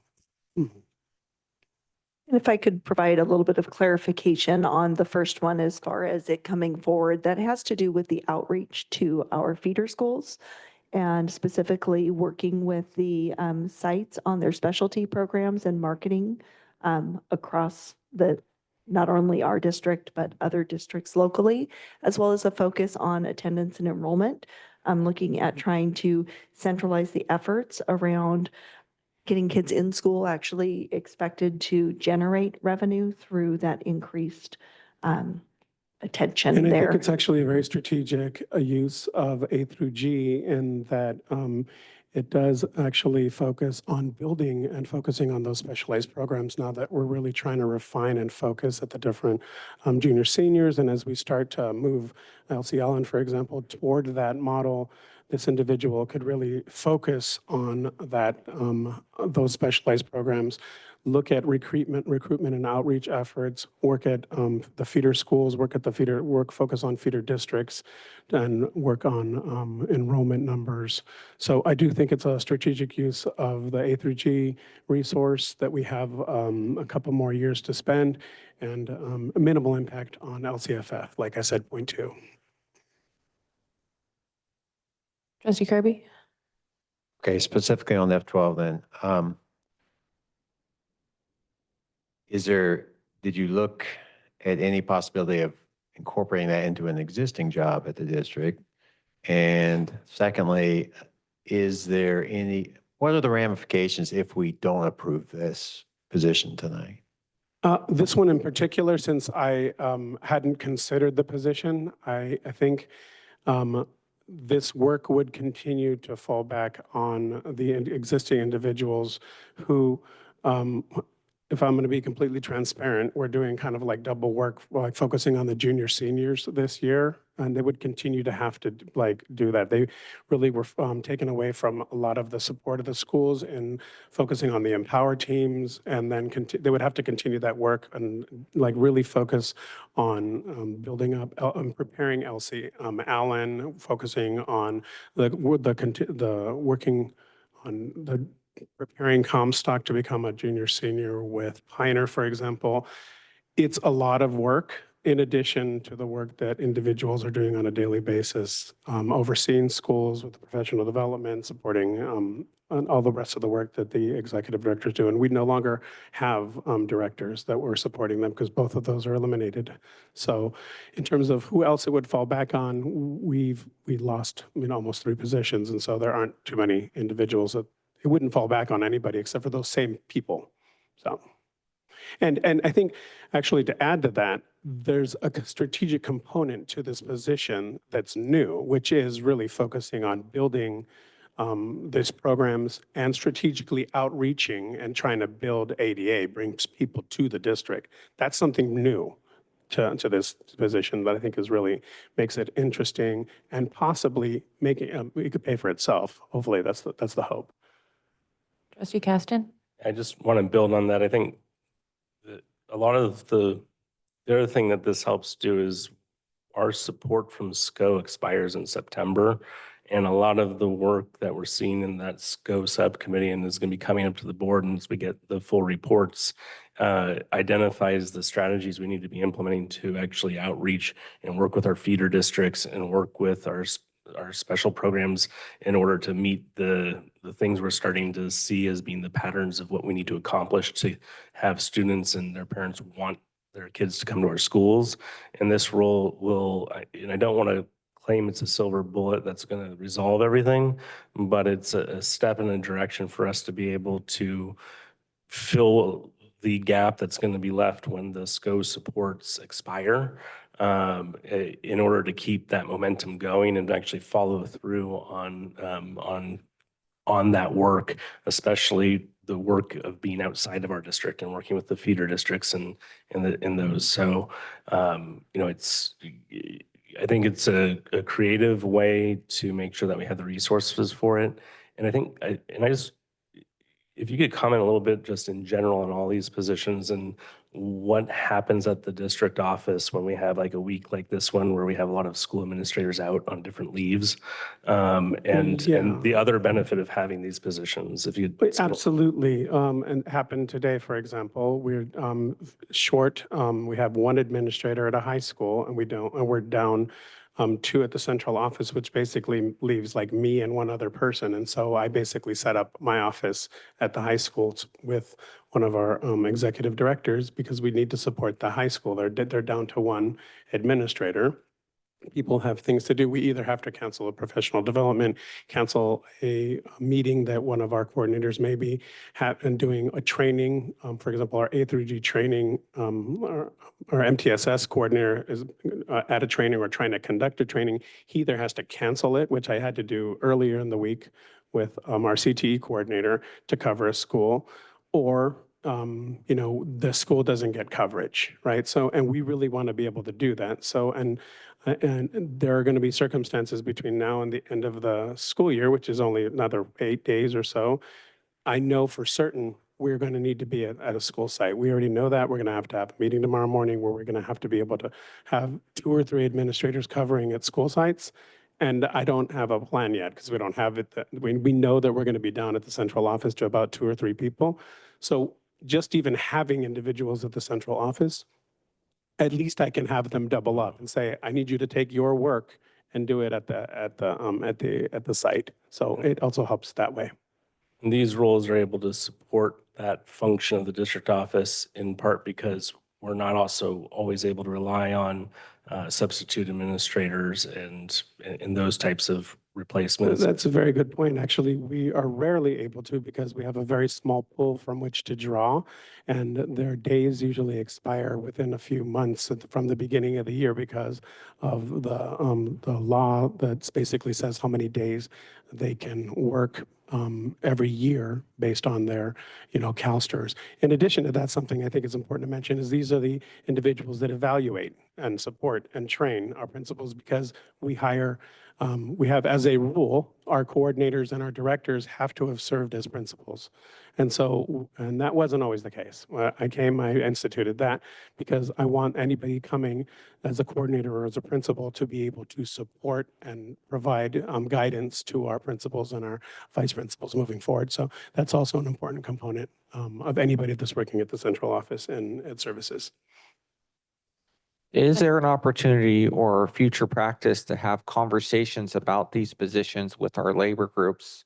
So it doesn't feel like such a slap in the face that we're bringing district positions forward when that funding may have found a space closer to the classroom? Absolutely. Some of these, like we mentioned, we cannot be like, for example, Title II, it's illegal to use it actually on students. We have to use that in professional development. We can, and I am totally open to any use of that to support professional development in any other way. So that stands, and I would love to continue that discussion in terms of what other ways we can use, for example, Title II as a way to support our teachers and in a manner of professional development. When it comes to these restricted resources, it should be known that moving forward, one of the things that we did, I think is very exciting, is that with the staffing ratios, we are redoing the way that we're supporting our sites to be more intentional and more efficient so that we're using restricted resources in a more, like I said, efficient way like this. So we can free up monies that are unrestricted to use in ways that are more flexible with more variety, and our restricted resources, we can do things like with the second position, actually put support back into the classroom, supporting teachers and building their capacity in a way that we weren't able to do before when we cut, for example, the AL specialists who were funded out of unrestricted resources. We're going to try to put that support back in using restricted resources now. So, but yes, to answer your question, absolutely. I have no problem with that. That's, yeah. We are working on one of those, a lot of truncated schedules again this year, but always open to that. Another example, shared the LCAP today with both of our bargaining partners. This year's just been a matter of timing, but totally open to that. Can that restricted money that has to go to professional learning, can that be used to pay our staff, our teacher leaders to develop Yes. professional development? Yeah? Yes, absolutely. Okay. And I've actually, not, but yes, yeah. And I'm Trustee open to Medina? that. On F12, specifically, this is one that was temporary, correct? The innovation, okay, temporary being how long? Temporary, you review it every year. Annual? Yes. Correct. Any temporary position is subject to funding Okay. each year. And it would have to be, they receive a temporary contract, they receive a notice of that they're being released from the temporary contract. And then if it continues, they would be continued in that position. And initially, this actually came to me at the idea completely funded out of the LCAP. And it was actually, I thought about it and I realized A through G like lasts for 2 more years. Why not actually take this off of the LCAP since it's going to be temporary anyway? Release more money back to the schools and the classroom. And since it's a temporary position anyway, why don't we do 80% on A through G? It supports secondary anyway. That's the whole purpose of A through G. So let's go with it that way. It's the purpose of the grant perfectly. And since it's a temporary position, it seems to make sense. I think from the get-go, like the thing that I'd like to see specific to this position, I see it as a potential like revenue generating position, right? So kind of like some metrics as to where we are with like attendance figures and kind of like seeing quarterly progress as to, what are the deltas year to year based on the actions of this position. Same thing with enrollment, anticipated enrollment, if there's any way to kind of gauge what our current expectations are, or where, as outreach begins, where feeder districts are with families thinking, are they going to send people to our schools or not? And then later on at the end of the year, as this position markets and promotes our programs, maybe a measurement or metric at the end that sees kind of, is this position having a positive effect or not? I think that'll be important to gauge, especially as we see what kind of fiscal impact it's also having. Is it having a positive impact on that level? So just things to consider that I would like to see. We'll do. Taking notes on that. All right, is there a motion on 12? I'll move approval of the job description for Director of School Innovation, Engagement, and Strategic Outreach. Second. Moved by trustee Caston, seconded by trustee Kirby. Roll call vote. Student Board Member Zaninga. Aye. Trustee Caston. Aye. Trustee Kirby. Aye. Trustee Jenkins. Aye. Trustee De La Torre. No. Trustee Medina. Aye. President McNally. Aye. Motion passes. Is there a motion on F13? I have questions on this one. Sure. So on this one, I guess one of my questions is in terms of like, what is there a void that we're trying to fill? Like, are there concerns around curriculum, professional learning that we're not already doing? I mean, how much professional development do we have, like calendar? How will this position improve upon what exists, especially given our budget restraints? Yes, thank you for that. Yes, I am trying to fill a void. An example of what we've been able to do when we intentionally implement a professional development is seen in our math redesign and in our scores and in some of the other areas. The individual that we had that built, I think, a model that I would like to generalize with respect to being able to bring cohorts of teachers and training and generalizing professional development to scale, that both of those positions were eliminated. And so for me, I see that I want to be able to provide a team of individuals that then are able to build capacity and support teachers in the classroom, not only quality first instruction, but the reintroduction of ELD best practices, as I know that even though I've mentioned a lot that every teacher does have the authorization for it, I do understand that this is something that may need some time and some training and some additional support. You're going to be seeing in a couple of weeks that we're going to have some SEA positions that are coming that are, for me, a replacement of the EL specialists going into the classroom. So, and coming back, like I said, using restricted resources, Title III and Title I, to provide intervention support training to teachers and in all different content areas and specifically in ELD.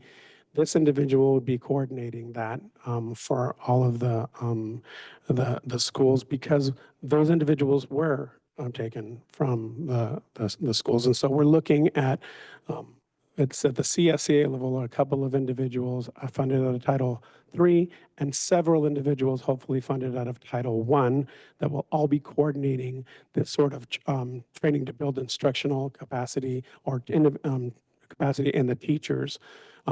This individual would be the individual at the central office that would be coordinating those individuals to help build alignment and coherence, the data-driven improvement, site-based instructional coaching, and basically the implementation of new initiatives.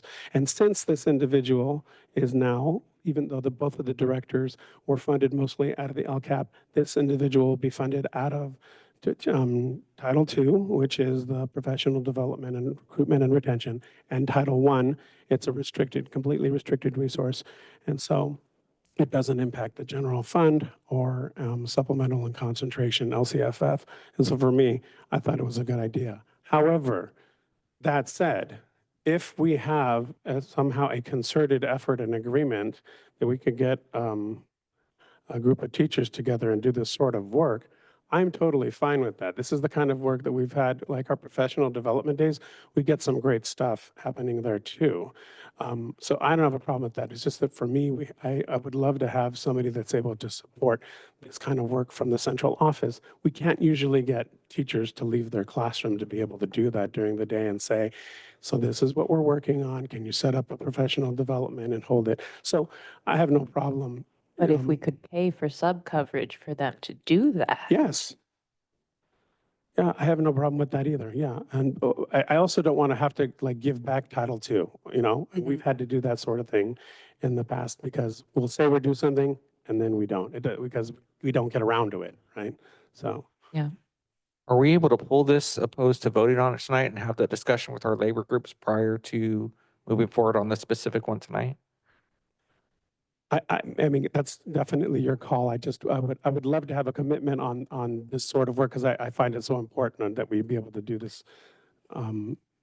In just a thought, because I agree that I know teachers learn best from other teachers. I absolutely understand that. I also have concerns with if we're asking them to be out of the classroom and Yeah. we're providing a sub, then our best teachers are not there with the students. So it is a bit of a conundrum that we would definitely need to work through with our labor partners. Yeah. Yeah. I hear you. It's just my personal experience as a teacher. I see professional development and I think, no, thank you. Trustee Medina, you had your hand raised. Yeah, I think that's kind of like the question where, I've heard a lot of, we have these professional development days. There's a lot of people that just don't show up. Again, back to my question was, when is this happening? We have, I think generally it's 2 professional development days that we schedule. Like, when would all this professional development happen? Is this separate, specific to different positions? Like, is this position, part of what I thought I heard was kind of like creating capacity within our teachers to do professional development? Is it getting away from like hiring consultants to do that? Absolutely.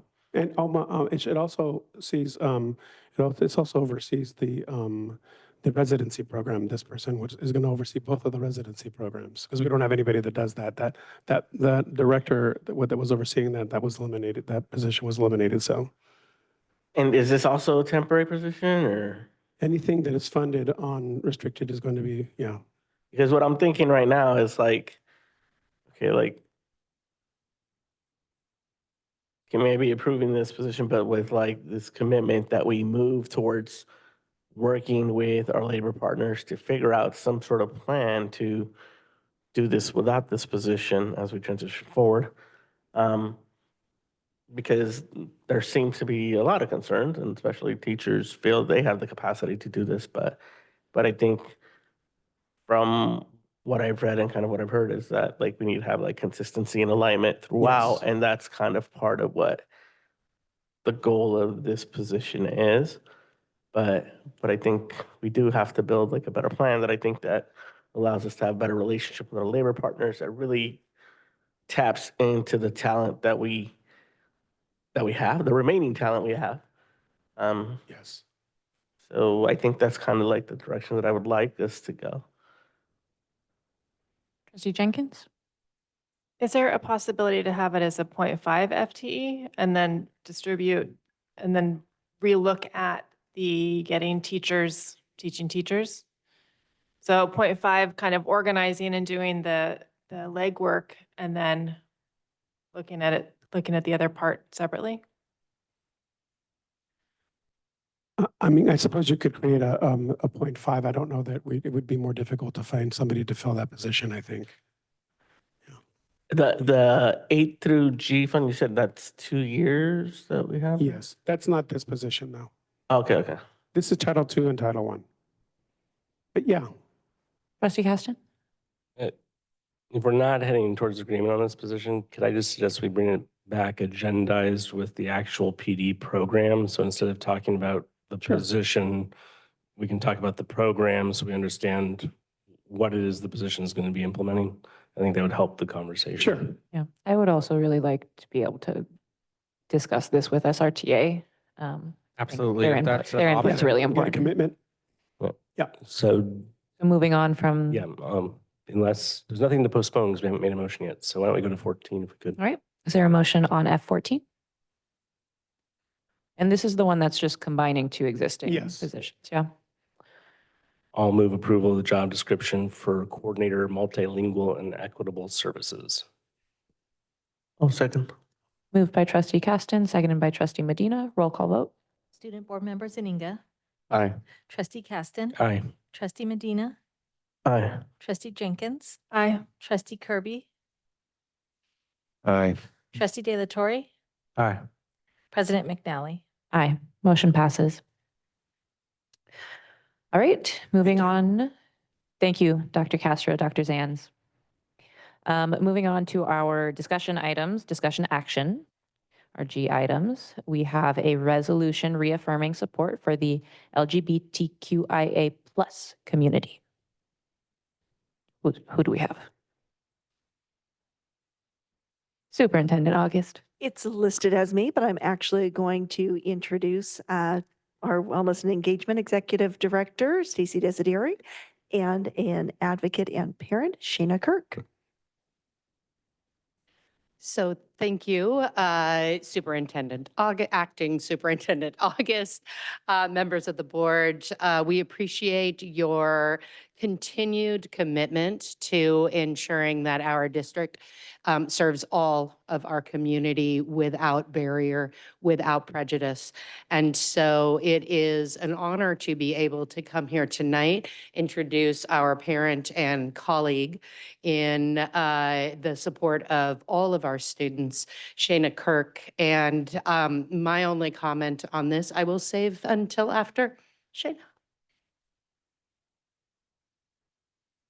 So good evening to the board, to Interim Superintendent August, and to all who are listening still.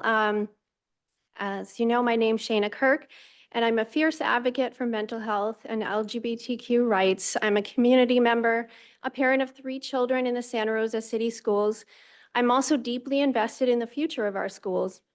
Watching what's unfolding with the current administration and their specific targeting of our most vulnerable and marginalized populations has brought about great concern. So it's an honor tonight to see Santa Rosa City Schools recognizing how important it is to acknowledge the existence of, to affirm, and to protect the rights of all students in our district. Students who experience a more safe and inclusive environment undoubtedly have better learning outcomes and enjoy improved mental health. We sometimes grow complacent, especially living in California, that thinking it guarantees inclusion and safety from some of the issues facing other parts of the country. But this resolution couldn't be more timely with some current news stories unfolding in other parts of our state, threatening the rights of transgender students to participate equally in sports and activities with their peers. In my experience, and from speaking with many parents of queer and trans youth across multiple districts, even in the Bay Area, many are urging their districts to pass resolutions like this, or even to send out statements in strong support of LGBTQ students. So I'm thankful that even amongst the challenges that this district is facing now, they're willing to lead by example in prioritizing the well-being of our LGBTQ students, and specifically even noting transgender, non-binary, and gender-expansive youth, not just because it's codified into state law, but because it's the right thing to do. And with that, I'm happy to introduce this resolution tonight. Thank you. And my only other comment is how proud I am to be in a district that sees resolutions like this as not something that you vote on once and renew annually, but this is actually paired with action, with steps taken such as honoring the flags in front of our schools, in ensuring that our written policy about students' needs and student information systems are constantly evaluated to ensure that the student is centered in these actions.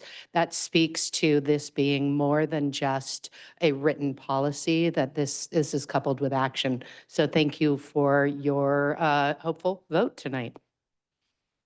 Trustee De La Torre. Thank you both very much for presenting this. Thank you for being here. Thank you for the work that this district continues to do to align and support and protect this community. It's a community that I love and align and support with. But as with all resolutions, my question is always, what more can we do?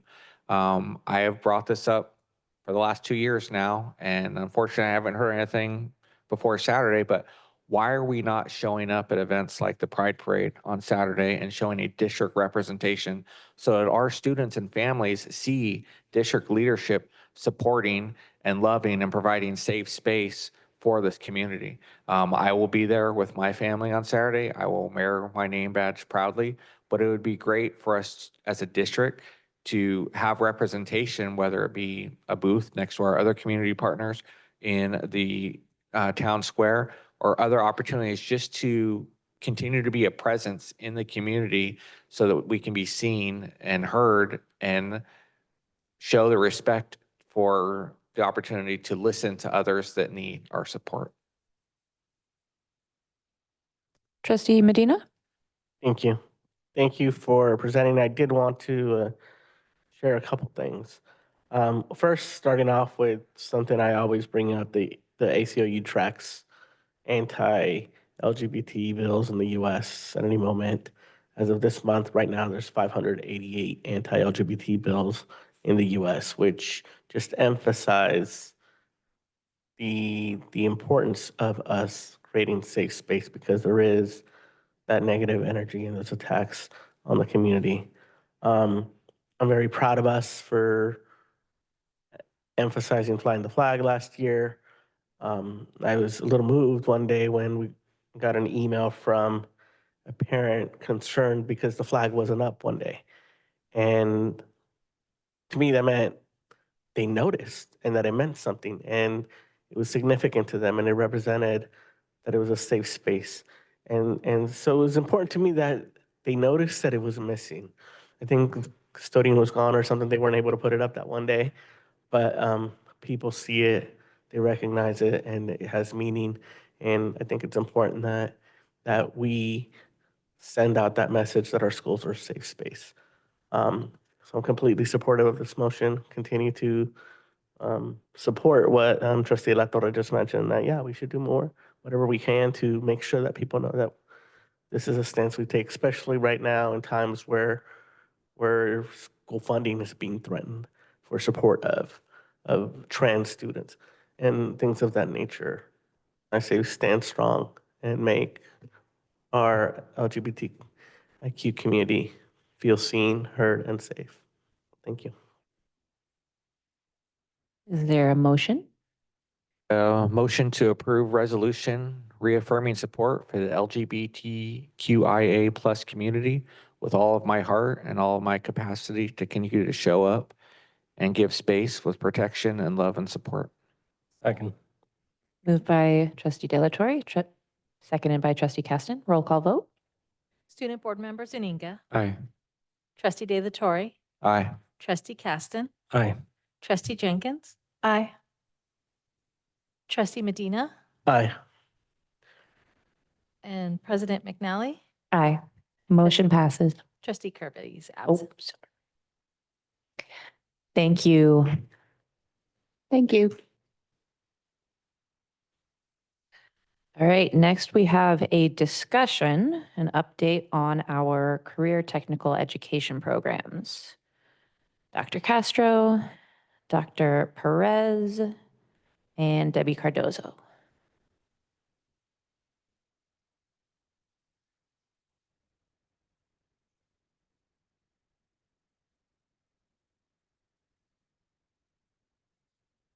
Thank you, President McNally, Interim Superintendent August, members of the board, and staff, community, family, members of Santa Rosa City Schools.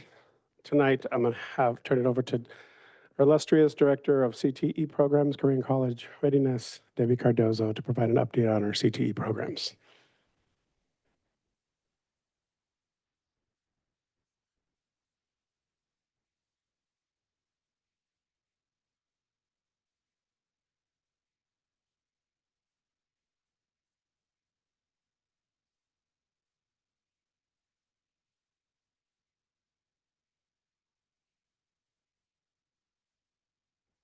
I love when technology works. All right, good evening, members of the board, Interim Superintendent August. I am very excited to be here tonight to talk to us and everyone about CTE. I'm very excited. I'm already mixing up my words. I want to start by acknowledging and appreciating the individuals on our college and career readiness team. CTE grant funding has enabled us to have a CTE teacher on special assignment, a CTE counselor on special assignment, and a coordinator position, which are 100% CTE grant funded. And the CTE senior secretary is 50% CTE grant funded. Together, I'm very excited about the work that we've been doing this year, and we've been building systems and structures to expand, enhance, and improve CTE, which you are going to learn more about tonight. So I want to first ground us in the definition of career technical education.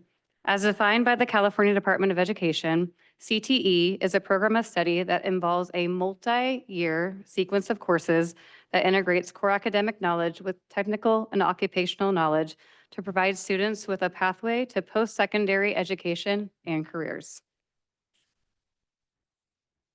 In CTE, there are elements of a high-quality CTE program that guide our work. In your board agenda, there is a description of each of these elements in more detail. Annually, our CTE program teachers complete a self-review to assess the current status of the CTE program, identifying both areas of strengths and growth on which to focus on for the next school year.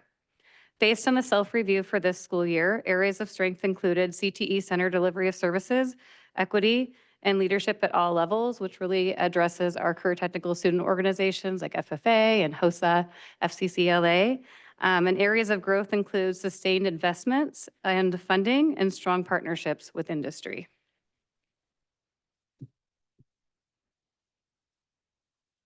Local, state, and federal initiatives connected to grant opportunities provide additional direction for our work in CTE and is leveraged to expand, enhance, and improve our programs.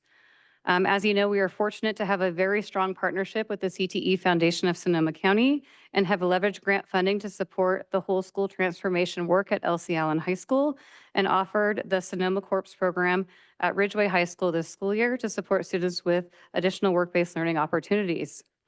Annually, I apply for Perkins CTE Incentive Grant and work with our agriculture programs on the Agriculture Incentive Grant to support our CTE programs with leveraging funding to meet the 12 elements of a high-quality CTE program.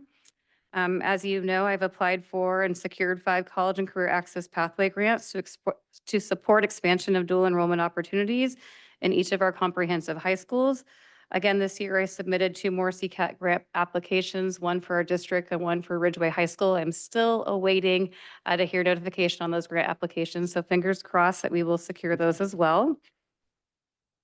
We also applied as a consortium with the Sonoma County Office of Education as the lead for a K-12 Strong Workforce Program grant to support the development of the education program at LC Allen High School.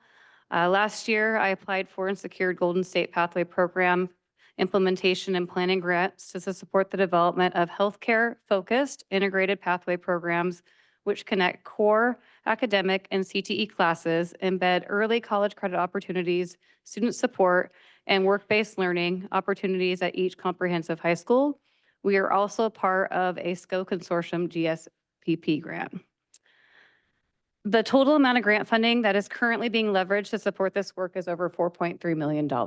So I'm very excited about that. Thank you. And ultimately, we are being very intentional in braiding initiatives and grant funding available to support this work. Santa Rosa City Schools offers a variety of CTE programs to ensure that students are meeting the workforce needs of local and regional employers, to support relevant and meaningful learning opportunities for our students, and to prepare students for post-secondary training, continued education, and future careers. Currently, we have 20 CTE programs representing 11 of the 15 California CTE industry sectors. In addition to the high school CTE programs, this year we have reestablished the Exploring College and Career course at Santa Rosa Middle School. This course has a college and career readiness lab component, or also known as a CTE wheel, that consists of a 10-day focused career modules to explore multiple industry sectors, which are also aligned to high school CTE program offerings. This year, we also partnered with Magnolia Project to provide students with work-based learning experiences embedded in this course, such as mock interviews and industry mentorship experiences on and off campus. Although we are seeing a decrease in enrollment in our district, we are still seeing a slight increase in the students enrolled in the CTE program. Last school year, we had 1,793 students enrolled in our programs, and this year we are up to almost 1,900. So we're excited about that. The data as a whole correlates to our district data in comparison, with the exception of representation of males and females in a CTE program. Currently, we have more males enrolled in the CTE program, and we are working on this in our outreach materials with being really intentional and representing non-traditional students in our CTE programs. So for example, females in a construction program or manufacturing program, or males represented in a culinary program. And then we also offered, as you know, our Women in Construction Camp just recently to really focus on that as well. We have a strong partnership with the Santa Rosa Junior College and have expanded articulation agreements where students can earn early college credit in their high school CTE class through a credit by exam process. The past 3 years, we had 124 students earn college credit through a credit by exam process in agriculture, auto, culinary, and manufacturing, and we are still in the process of collecting outcome data for this school year. A CTE completer is a student who has completed a state-approved CTE pathway consisting of a minimum of a 2-course sequence and has successfully passed the capstone, or otherwise known as the final course in that program sequence, with a grade C- or better. Increasing this number has been an area of focus for our team, and we are starting to see a slight increase in our CTE completer rates. I also wanted to highlight the impact of CTE on graduation rates, and as you can see on this screen, students either taking just one CTE course or completing a complete CTE program has positive outcomes.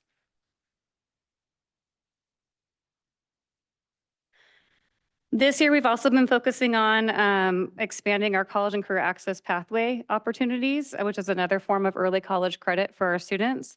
So as I shared in the previous slide, we have a strong partnership with the SRJC, and we've been trying to establish more agreements to offer students dual enrollment courses taught on our high school campuses during the school day.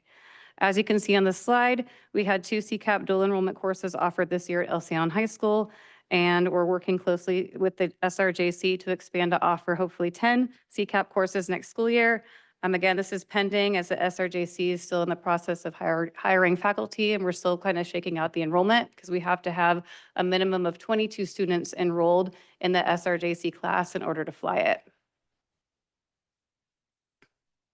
In collaboration with our staff and industry partners, we have developed a work-based learning vision, scope and sequence, which you can see on the screen, and teacher resources, and have provided teachers with professional development to support work-based learning as an instructional strategy. Attached in the agenda is a more detailed explanation of the different types of work-based learning activities.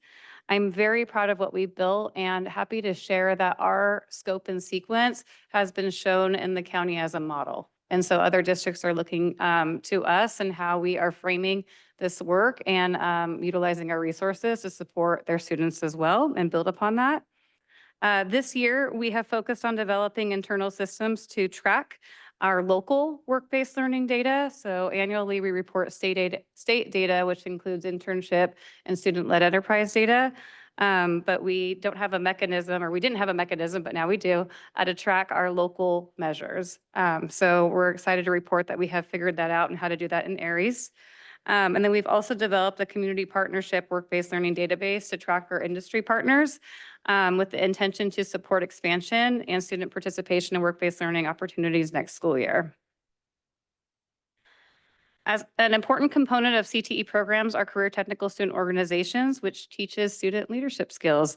So you're probably familiar with those blue corduroy jackets for FFA. We also have a strong FCCLA program at Pioneer and Carrillo. And as you guys know, they compete in state competitions, and we have students going to the national competition soon in Florida, which is awesome. We also have a Skills USA chapter at Santa Rosa High School. And then this year, the Public and Community Health Program at Elsion High School established a HOSA program, which is really great. 3 years ago, I reinstated the District CTE Advisory Committee, and I'm very thankful for the industry partners that you see listed on the screen. This year, I'm also very excited to share that we were able to have a student participate on the committee. So that was a goal of ours last year, to get student representation.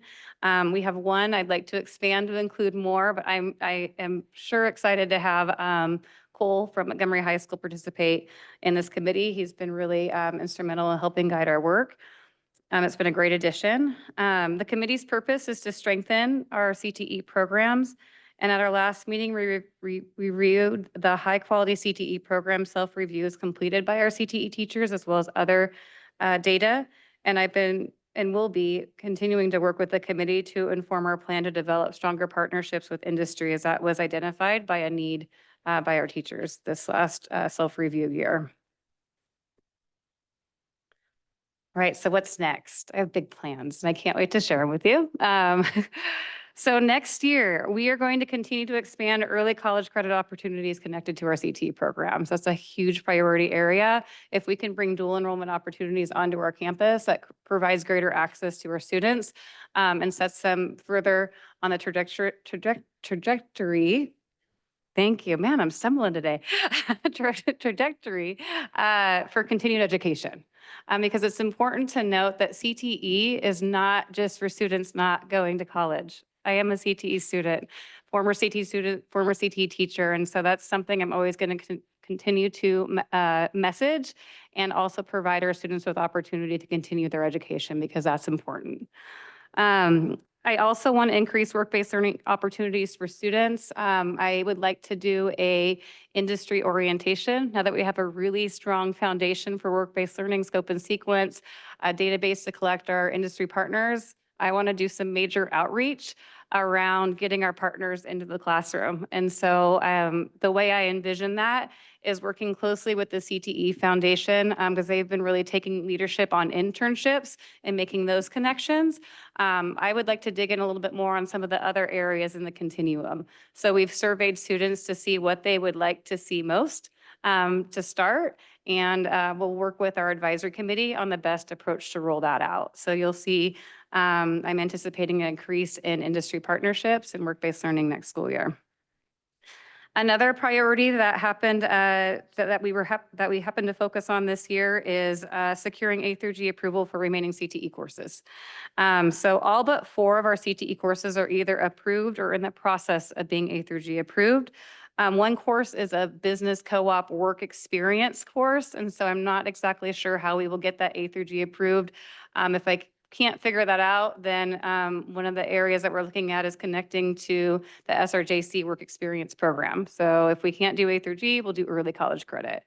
The other 3 courses are construction courses. So currently Santa Rosa High has a cabinetry focused program, and we have been working towards moving that to more of a construction tech with industry input.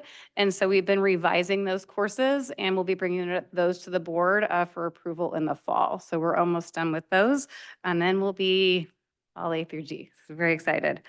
We are also focusing, as I mentioned, on increasing CTE completion rates and graduate response rates. In looking at our data, we have identified a need to develop CTE roadmap for students and families and staff that essentially reinforces that CTE courses are not standalone electives, but programs of study that support students with being prepared for post-secondary training, continued education, future careers in life. So I'm just pulling data just to kind of get a little bit more information about the story of CTE in Santa Rosa City Schools. And one of the things I noticed is that we, for whatever reason, have been enrolling like 12th graders in our introduction courses. And if, it's a CTE program, so in order for them to be a completer, they have to be able to go through all 2 or 3 courses. And so I've been working with sites to rectify that. And so I'm slowly seeing some shifts around that, but that's one example. When I was pulling our data, I'm like, man, why don't we have very many CTE completers? That was one of the findings that I looked at, and we'll continue to dig into our data more to inform next steps. The state also requires that we collect CTE completer data to determine what our students are doing after they graduate, and if it's connected to a CTE program they took in high school. Annually, I call and survey students and their families to collect this data, but our response rate has been traditionally low. This last year, it was only around 16%. And so in collaboration with our CTE department chairs, we have designed a local survey, and I've requested all CTE teachers to administer it this year to their students to get additional contact information to increase response rates and get also additional information about what our students plan on doing after they graduate. So I'm trying a different avenue to collect that data. Currently, our CTE programs offer various industry certifications, OSHA 10, CPR, food handlers, just to name a few. We want to expand those. We're also working at developing integrated pathways where we connect CTE courses with core academic courses, where teachers work together to develop cross-curricular projects. And this summer, we have teachers attending, teacher teams attending trainings to support this work.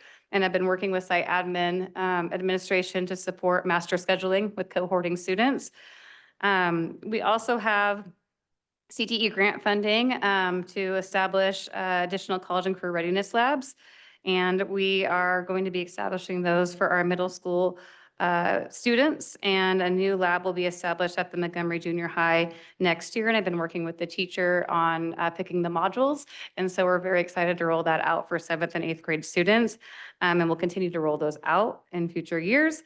And then finally, one of the big things I'm working on is expanding CTE promotion and outreach efforts, which includes designing CTE website pages for each school site, interdistrict website, developing new publications. And then one of the things I've been working on and thinking about is, and you just actually spoke to it in our last item, was how do we get out in the community more? And so we've been doing more community events. If any of you, and I know Director De La Torre, I saw you there, attended the Wednesday night market. We had our CTE culinary food truck there, which was really great. And just watching the students in the truck, and then also seeing our teacher and the students interact with our community, and also making additional connections, you know, for down the road. It was beautiful. And so we just have a lot of really great things going on in our programs and in our district. And so I really want to dig in and figure out how to get that information out there. So. Thank you, Director Cardozo. I just want to add that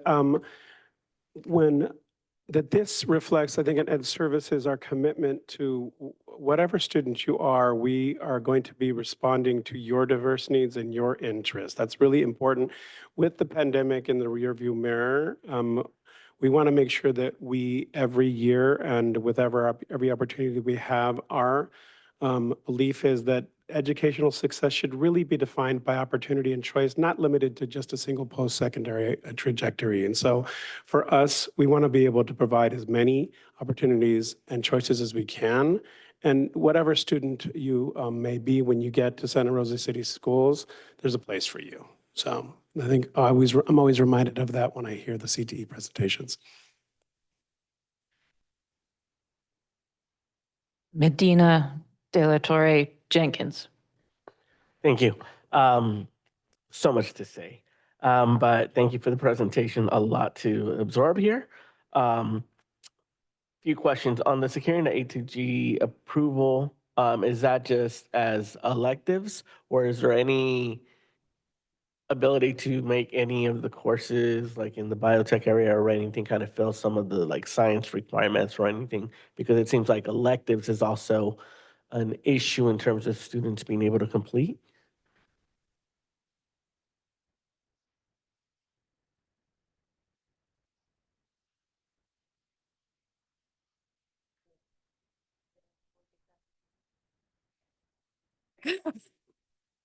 We clearly need some more technology CTE programs that I need to participate in. Most of our A through G courses do meet the G elective. We do have a few that meet area D science. And so, but most of them fall currently in the G elective. And going back to the lack of electives in terms, because I think I've seen some students aren't able to move on because they don't have enough available electives. Is that something that we're able to address, or in terms of the completers? And also, how many of the programs are 2-year versus 3 years? Yeah. So could you repeat your question about the electives? I want to make sure I understand it correctly. Well, do students have the capacity to actually complete 3 years of a program if, let's say, they mess up English 1 year and they have to really redo that? I see what you're saying. Yeah, so our programs mostly consist of 2 core sequences. We do have a handful that, I want to say there's 6 of them that are 3 core sequences, and agriculture has multiple pathways. That's kind of something that's a little bit confusing. So in agriculture, for example, at Elsion High School, they have a 3 core sequence in agriculture mechanics, but they have 2 core sequences in like a floriculture pathway strand and a couple others as well. It can be challenging. Most Mostly if a student does miss, an actual a graduation requirement or something along that lines. What is opening that up though is Elsion High School is looking to implement a 4x4 schedule, which allows greater access to not only CTE programs, but other elective opportunities. And so I think that the more that we can look at systems and structures to support those types of models that allow a student's schedule to open up and be able to take more courses, I think that that's beneficial as well. I do also have a board policy and administrative regulation that is currently in cabinet review, looking at the industry concentration option. I did a revise for that, and that's being reviewed, and that is another way in which our system is looking at honoring and highlighting students that are completing a CTE program and waiving certain graduation requirements if that is what they choose to do. So there are definitely some things in the works with that. And in terms of the continuum, I think the very beginning part is the career awareness. I'm wondering, is part of this plan, I haven't seen a solid plan as to how the whole CCGI system is going to be used. And I think career awareness is a big part of that. And I'm wondering, how's that incorporated into all of this? I love that you asked that question. And so one of the new positions that we had this year that was leveraged, that we leveraged grant funds to offer is a CTE counselor on special assignment. And so what that position, part of their responsibilities this year was mapping out the different CCGI lessons, extension activities, right? And then also incorporating counselor on the move lessons that have been provided by SCO, braiding those two to ultimately develop an implementation plan for CCGI and counselor on the move. She has been developing additional counselor on the move, which are like quick push-in lessons that are more career focused, because the ones that are currently developed are more college focused, which is great, but we want some more that are tailored to our CTE programs and career readiness. So we have essentially this map for grades 6 through 12 that includes counselor on the move, quick push-in lessons. That also is connected to CCGI extension activities in the platform that we have designed.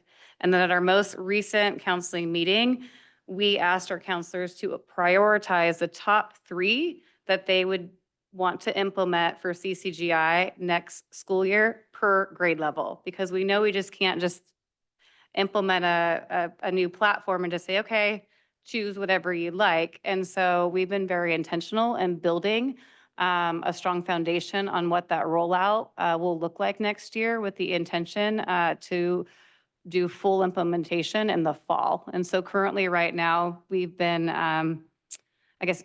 playing with CCGI, learning from it to try to figure out what works best, with the intention to have this very thoughtful and collaborative plan that we designed with the counselors. And we'll bring to the site administration for how to support rollout, not only with counselors, but with teachers too. So it's a system-wide approach next school year. I think that sounds like there's maybe already more work in ensuring people know how the system works, because I think a month or 2 back, I had asked people and they had only heard of a presentation of CCGI, but they hadn't known more. But it would be good to see a plan, like what the rollout will be. And is that only at 9 to 12, or is there a focus in the 7, 8 as well? Yeah, the plan that we have built out for CCGI that incorporates counselor on the move is grades 6 through 12. Yeah. Awesome. Yeah. And the other question, as we move towards the end of the continuum, training, I'm wondering if with the collaboration with SRGC, if there would be opportunities to use work experience, college credits as maybe students transition to internships or whatever. I know the CTE Foundation's working on implementing some of that. What would, is there any of that in the talks or in the works? Yeah, absolutely. The only tricky thing right now is our CCAP grants. They cover all the costs for students, right? It's free for students to take JC courses that we have an agreement, a CCAP agreement with. For whatever reason, I'm not sure, but I think there's movement. The work experience department is not included in those CCAP agreements. And so we actually have a meeting with the SRJC, gosh, I think it is next week, to talk a little bit more about that. That is an area of focus. I do want to see students doing, more internships, work experience types of activities. And so if they can do that coupled with early college credit, that's a win-win. And so that's something we're working on. And then, as you mentioned, the CTE Foundation of Sonoma County has also been collaborating with SCO to work on that as well. I'll just do one more question so that then Yeah. other people could ask. In terms of, it sounded like there was work to like reach out to like graduates or whoever to see kind of where they're at. I'm wondering, does the district have any sort of agreement with like Sonoma State or SRJC to hire federal work study students that, I know last time I talked to Sonoma State, they're like, we'll cover all their wages if there's like work for them to do, to maybe potentially do some of that work that seems to be just calling and getting data. Do we know if we have anything like that anywhere? Not to my knowledge, but that's something I could definitely look into. Thank you. Yeah.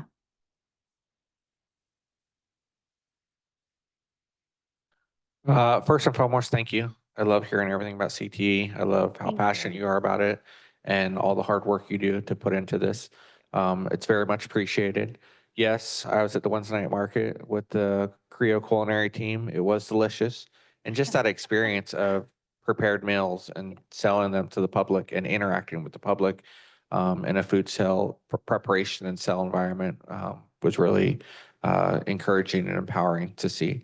CTE often gets tied to electives, and I always bring up special education because in high school, there are a lot of our IEP and 5-hour students that take the very much needed directed studies class, and a directed studies student has no electives freshman and sophomore year. So when you're looking at a 2-course, 3-course CTE opportunity, they might not have an opportunity to have their first experience until a junior or even senior level. And it's really limiting. And a lot of these students could benefit from these opportunities and just have different experiences to encourage them to. CTE is fun. CTE is exciting. It's one of those great opportunities that kids want to be at school, and they want, it's just this tangible result of something they did or built or designed or experienced. And we need to continue to have conversations with special education about that and see how we're partnering and working together to, like Dr. Kasher so beautifully said, is finding opportunities for all of our students and ensuring that they are leaving our campuses on a path of success for whatever direction their life takes them. And that's ultimately what we're trying to prepare them to do. Quick question, what do you need from us as a board? What can we do to further support and be involved to lift up CTE? Yeah, gosh, I guess, I mean, I think that you are doing it. I think that, and I've shared this just with close friends. What I appreciate is I feel like this Board of Education is advocates for CTE programs. I feel that, and so just that sheer support and advocacy around CTE and messaging. I mean, y'all are very connected individuals, and so the more that you can share all the wonderful things that we're doing in CTE and that it is for students that are, continuing their education. I think that is incredibly powerful and appreciated. I would be remiss to say that if I didn't say that as you saw or heard, we do secure a lot of CTE grant funding to support these programs. And those are intended to supplement, not supplant, funding. And so the more that you can continue to support like my position is not grant funded. We have other resources that are allocated towards CTE. So the more that if that is something that the board values, I would, welcome that support as well. But I mean, you guys are doing everything that I just appreciate the support. So I don't know if there's anything else. Yeah, that you no, I wanna mean, I add. think basically what she's saying, one position gets like 4 point something million that she brings in. So it's well worth it. But I've seen all of you really support that, and that makes a difference. When you're down at the schools, I think, and showing support for these programs, it makes a difference. It shows the community and it shows students that this is a legitimate pathway through school. And I don't know, I actually wasn't raised that way. I was raised that you had to go one way and that's it. And that's not fair to a lot of kids that had my upbringing because for a lot of reasons, but just the fact that there are adults out there supporting these programs makes a big difference. And so when you show up and when you're there, that's really big. So we appreciate that. Thank And you. then the labor force, the backbone of this country that farms and builds and repairs and constructs, we are still struggling and finding replacements for that workforce. And that workforce has a lot of opportunities for very high earners. So there's some great opportunities, and the more earlier we can introduce that and ignite some of those passions, the better off we're going to be moving forward. Yeah, I'm excited to share. We have, on that note, we've been working with the North Bay Trades Introduction Program to offer the Women's in Construction Camp the last few years. Trades Women, Inc. secured a grant to offer 18 camps in Marin and Sonoma County. They came to our Women in Construction Camp to learn as a model. And during that experience and when they were there, I was like, hey, we'll do some camps if you would be willing to partner with us on that. And so I'm working with them to offer some camps through Santa Rosa City Schools. And so to your point, exactly, like we need to continue to prepare students for a variety of careers and leverage our partners in order to help provide those training opportunities even beyond our CTE programs. Thank you. And Director Cardozo is one of the directors that supports schools and goes and covers when there are administrators missing. That's a classic example right there. And if they need any sites for sheet metal work and gutter repair, we might have opportunities. Great. Thank you. Yes, thank you. And I'm excited about one of the questions was about outreach and how things are being messaged out. I know stuff is going out to the students, but I'm always like, don't forget the parents, so that we can help support them and get them on the right track. From a personal standpoint, like I have 2 sophomores who are still 2 years, but they were entering into the district and into middle school right after COVID, like, coming right out. So they didn't have the same experiences as like a CTE wheel where there's a lot of options. And so when I hear things like CTE isn't a standalone elective, and yet in my head, I'm like, but we need those standalone electives and those exposure points, even at, 10th and 11th grade, because everybody's situation is different. And so I'm really excited about all of the CTE paths. I'm hopeful that the distribution of resources is being distributed across the campuses and not specifically to certain ones. But then also just making sure that we're not forgetting about there's a couple years of kids in there who didn't get all the exposure. And I know that we're correcting now for kids who are coming into that age, and we've got another age group really good, but there seems to be a couple kids who are in that middle group who I just want to make sure we don't forget. Yeah. Thank you so much for your work. Yeah, thank you for that. To talk a little bit about resource distribution, one of the things that I implemented is I modified the state self-review tool so we could utilize it locally and try to make more informed decisions, make it a little bit more user-friendly. And then what our CTE program teachers do is they utilize that self-review assessment and then they submit a local grant application to me. And then I gather all of that information, and then CTE department chairs and I come together and we look at teacher requests. And so collaboratively, we look at what teachers need that are connected to the self-review results to allocate resources. And so that's how we do that annually, primarily with our Perkins and our CTE incentive grant. Those are kind of our two largest that are kind of encompass all of our CTE programs. Then, of course, we have specialized grants that are targeted, like the K-12 Strong Workforce One for education and things like that. But that's how we allocate the resources, which has worked really well for us. Do you do it site-based? One thing that I've been noticing is that sometimes depending on like the leadership at the sites or even the staff who, if they're very seasoned, you don't know what you don't know till you don't know it. So making sure that, and this kind of ties in with like the teachers teaching teachers. Just making sure those communication lines are open so people don't know what they don't, like they're informed about what they may be missing, so that the equity line is there. Yeah, we do it by site by CTE program.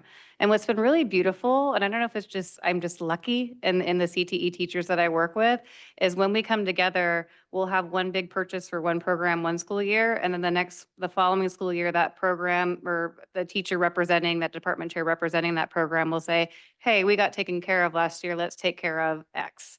And so it's been really pleasant and wonderful to look at how we allocate our resources and ultimately support CTE as a whole in the district. So, yeah.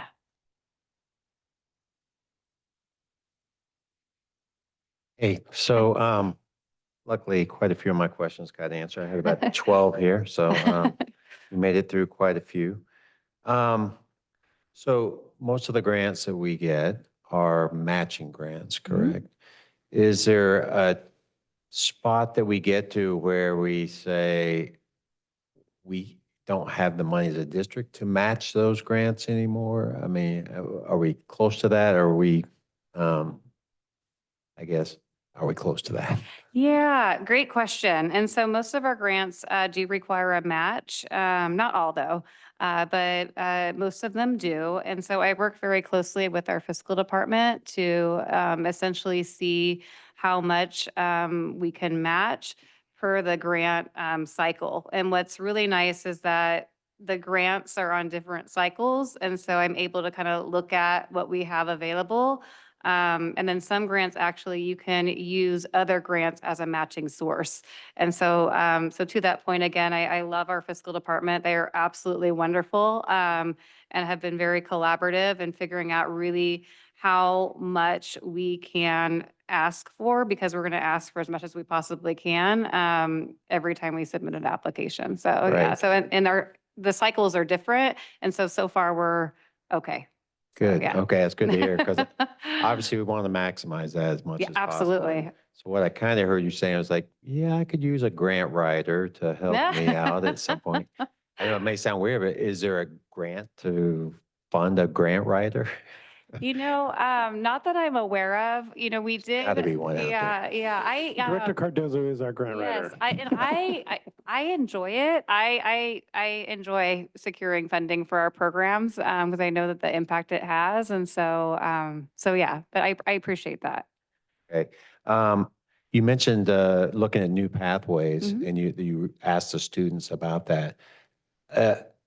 After that, how do you choose what a new pathway particular might be for us in the Yeah. CTE? Yeah, so we look at facilities that the program or that the school has. For example, if LC Allen wanted to offer an automotive technology program, I say, oh, that's great because Auto Row is right there.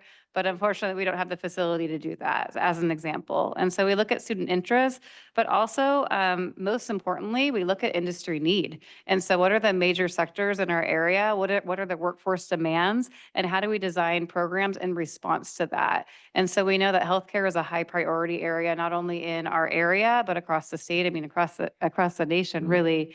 And so when we went for the Golden State Pathway Program grant funding, that was where we dug in, but also too with intentionality that we don't want to have 5 patient care programs offered throughout the district. And so we have our health science and biotech at Pioneer High School, or public and community health at Elsie. We have a sports medicine focus at Carrillo. We're building the patient care one at Montgomery. And originally we were looking at doing another patient care at Santa Rosa High School. We're in a planning grant for that. But since then, I've shifted our focus to do one on mental and behavioral health. Mostly because we want to differentiate, but 2, we heard from industry as they were looking at all the CTE programs in the healthcare industry with the CTE Foundation at the table. And they said, man, that's the one we're missing. Why are districts not doing that? And I said, we will. So we're going to look at building that in collaboration with Santa Rosa. And just saying, and looking around, and getting feedback from our schools, our strong VAPA programs, and the existence of our ArtQuest. In my mind, I know I brought this up before, but the art and media CTE pathway is right there to implement. And I think if we can get our teachers certified, in that, I think that'd be a great pathway and a big draw for our community. ArtQuest already is, and we could just build on that. Yeah, I definitely think there's an opportunity to explore looking at transitioning some of our VAPA into the arts, media, and entertainment industry sector. One, if we can get teachers the appropriate CTE credentials so they can access the grant funds. But 2, with ArtQuest, we're going to have to figure out the application process, because you cannot have an application for CTE programs. It has to be open to everybody. So there really can't be any sort of screening. So we'll have to work through that. It's something that we could definitely explore. Okay. Yeah. Thank you. Just a couple more things. First off, last week I was at the SRJC's graduation for their CTE certificates and all that. And I was like, wowed by the number of individual programs that they had. And I was like, our students should be able to see all these different opportunities. And I think a career day or something that's part of like the exploration in partnership with SRGC would be awesome. Not just like a regular college day, but very, very specific programs would be so eye-opening, I think. I did want to ask about obstacles, and particularly teacher shortages in terms of our programs. Where do we stand? Where do we have voids to fill? And what can we do to address some of those issues? Yeah, I think it can be challenging to get the appropriate credentialed teacher in some industry sectors more than others. So for example, healthcare is really hard because there's 5 CTE credentials, and then there's where it's just like the general credentials, so like agriculture, business, home ec to do culinary, industrial trades, things of that nature. And then we have teachers that can go and secure a designated CTE subjects credential. So if they have industry experience in healthcare, for example, they can get that verified in addition to other requirements. They go through SCO and they can do that. And so I think that is definitely something that we have to look at, especially as we're looking at teacher retirements or transitioning to other school districts. And then we're also currently looking for agriculture teachers at Elsion High School. So agriculture mechanics is traditionally really hard to hire for. The good news is being a former agriculture teacher, I'm very connected. And so I've already reached out to my contacts at the CDE to let them know that we have these positions available. So not only is it posted on our EdJoin, but also in their database as well. And then just, again, being connected, it's been beneficial in ag for me to reach out to different folks, so. And then on the new position on innovation and outreach, engagement, whatever it is, what will be the collaboration between your department and that new position to really understand these programs and then be able to market them? Yeah. Yeah, I think we'd have to sit down, that person would have to sit down with Director Cardozo and see where are some natural places where they would be able to dovetail and connect and see where are some gaps where they could be able to support you and go from there. And I think that I've seen a lot of really good, well-produced videos from the CT Foundation about some of the different programs. And as we market, can there be further collaboration to maybe have them help produce some videos about a lot of these programs that help us market? Yeah, I didn't want to get into the particulars, but that is actually those outreach and those materials in terms of marketing and branding, that is actually written into the job description. Yeah, you're right on. I just meant the funding part where we don't pay, they pay. Gotcha. That's all. Yeah, thank you. And a lot of my questions have been addressed. I wanted to kind of come back to where Director Kirby left off on ArtQuest and also our special programs. I'm concerned when I hear, because I've heard now several times that the reason we haven't invested or attempted to create a CT track for ArtQuest is because of the admissions program. And my understanding is that there's already been a plan presented that would meet those requirements by having the CT classes offered in the 10th and 11th grade in order to have the 2 years, and that we could pursue that and then enable students who didn't come into ArtQuest in 9th grade, but wanted to be able to access them to do so if they were able to meet the level for those classes. So what is it that's preventing us from actually investing in this program? Because a lot of the folks in ArtQuest are feeling like we've disinvested and removed their supports. And this seems like the way for us to move back to actually embracing the students in that community who, for lots of very valid reasons, don't feel like they're being embraced right now. Yeah. Thank you for your question. I would need to talk to ArtQuest to understand that model a little bit more to make sure that it is in alignment with how we do CTE, because I want to make sure that we are not, I'm drawing a blank for the word, but I want to make sure that we are in compliance so we can continue to access all of our grant funding. And so I don't want to jeopardize that. That's the word I'm thinking of. So I'm certainly open to the conversation. I do also have some questions, and we need to have some conversations around the double block, because, you know, if they have other CTE programs at Santa Rosa High School, and so if ArtQuest is double blocked, but some of our construction programs or auto or manufacturing are not, those are some things that we have to work through.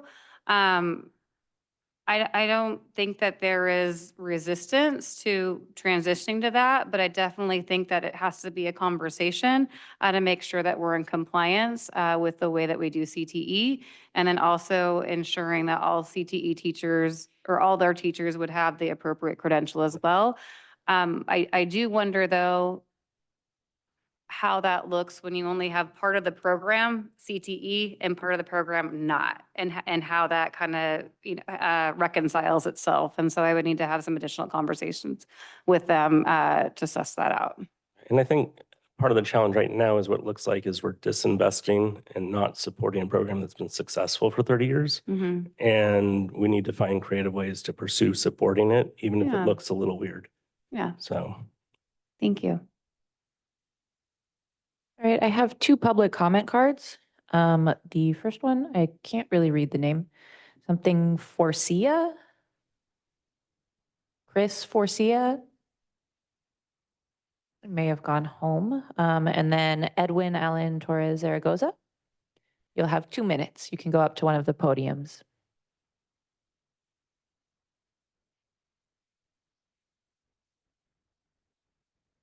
Hello.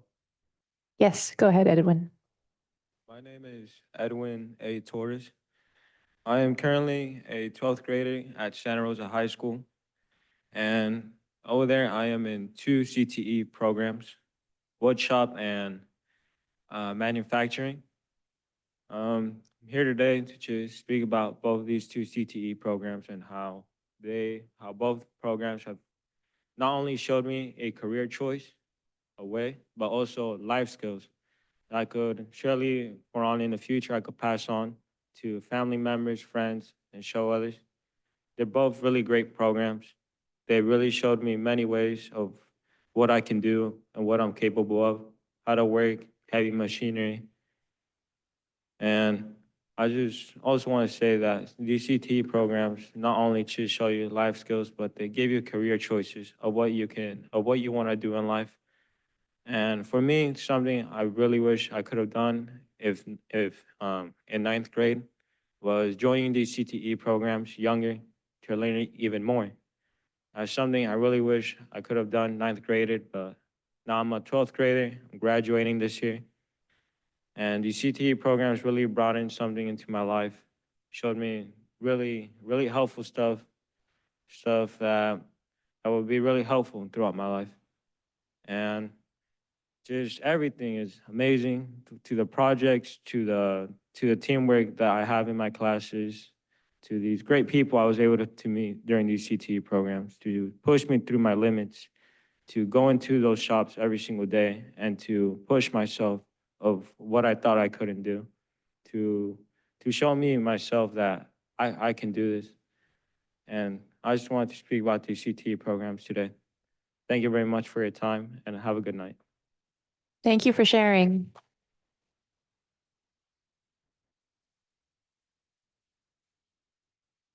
Thank you, Roderick and Debbie. We will move on now to Joel. Come on down. Tell us about the budget.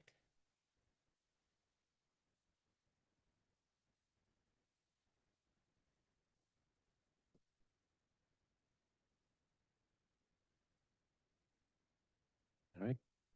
Okay, good question. And I'll tell you how right now.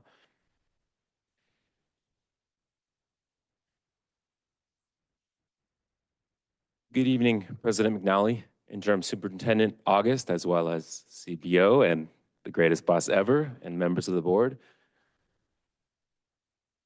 So, next slide, please.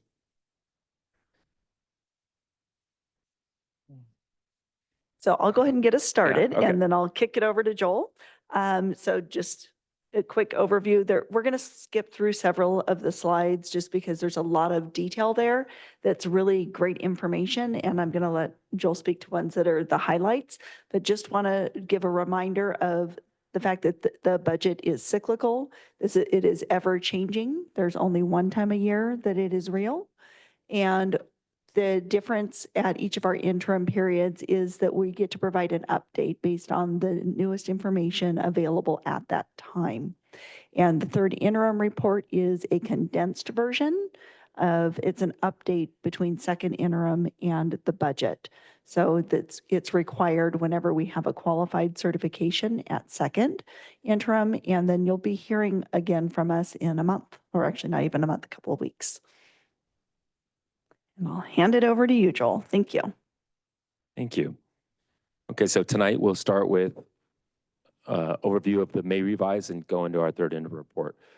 So we'll take a look at the state budget, Prop 98 budget, which is the education budget, and then how that impacts us locally here.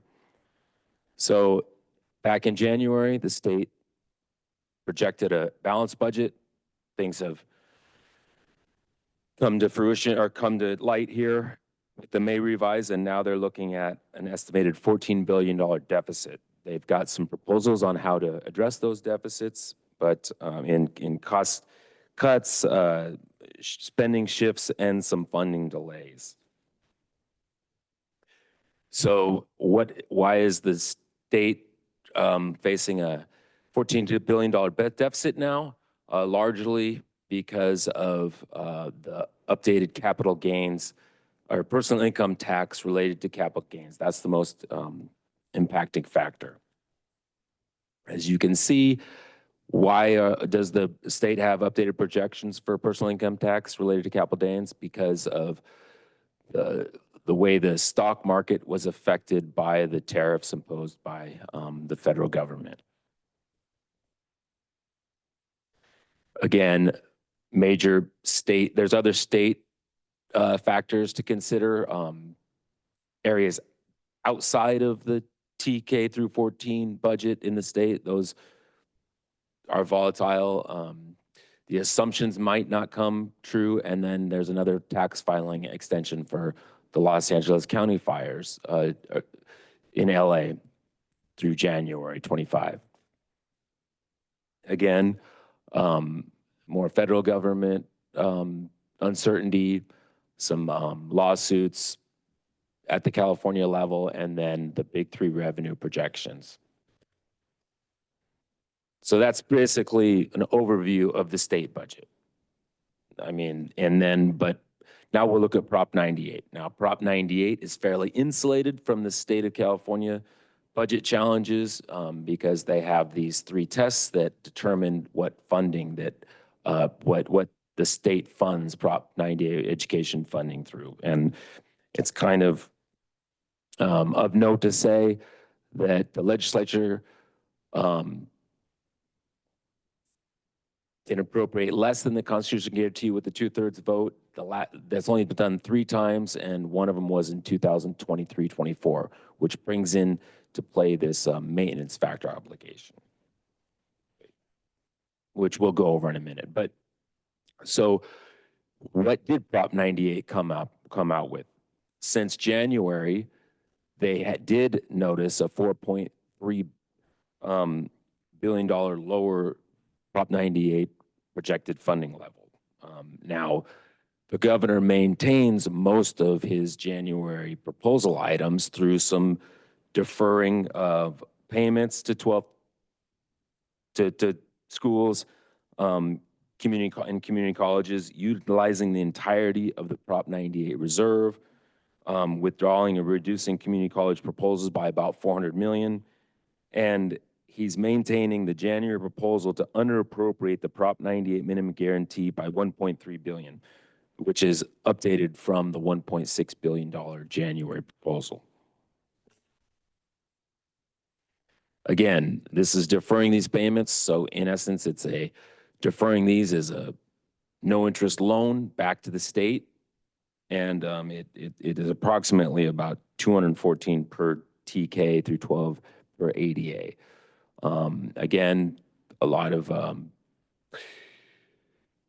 organizations are lobbying the governor to not use this maneuver, or there's a lot of different names for it, rebenching, but so that's something to keep in mind moving forward.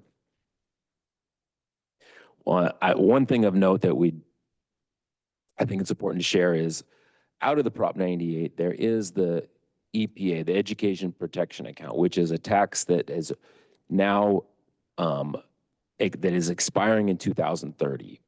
If it's not re-upped, then the state is going to have to find the additional revenue to offset the loss of that EPA revenue. And so, again, Prop 98 is a great method for funding school districts, but the state's got some challenges.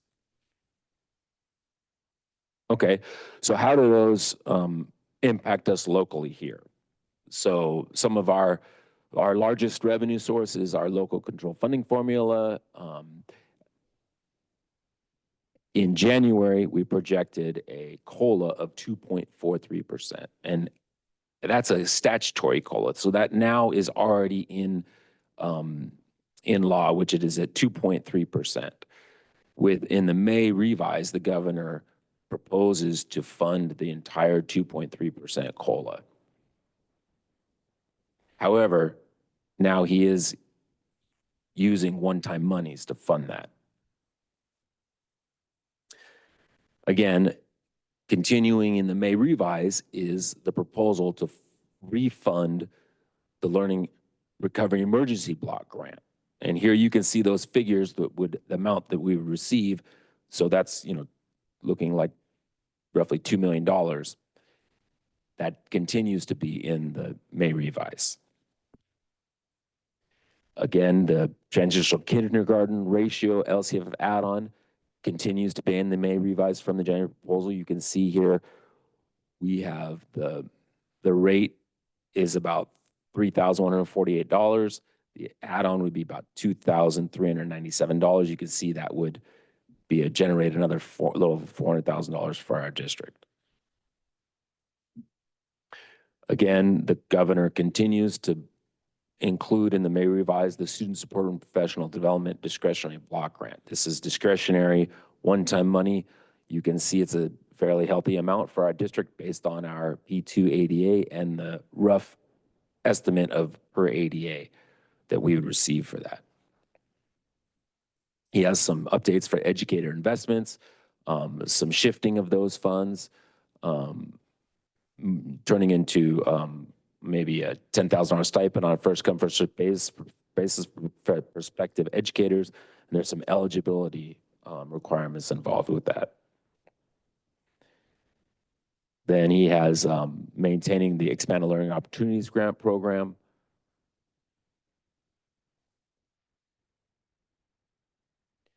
So, I mean, this is a really important slide because we went over some pretty healthy proposals that are included in the May revise, and they were included in the January revise. January proposal included, maintained in the May revise. However, there's risk levels. So we work with School Service California. They're an organization that helps us decipher this information, our Sonoma County Office of Education, and yeah, so I was going to start with acknowledging our Sonoma County Office of Education and our FCMAT, the Financial Crisis Management Assessment Team. As we all know, they are working with our district in a collaboration through, and one of the big components is collaboration and a team working with our fiscal department. And we've had a lot of great work that's happened, and I'll get through the May revise information, and I'll go into more of those details before I start the third interim. But as you can see, with these items that affect us here locally that were included in January and maintained in May, these organizations are still letting us know that there's a high level of risk with these items. So they have suggested, and we have conformed with this, that the 2.3 COLA is safe. It has a very little risk factor. However, that Learning Recovery Emergency Block Grant that we showed, a fairly healthy amount for us, they say that they advise not including that in third interim budget projections, but however, the risk level is lower.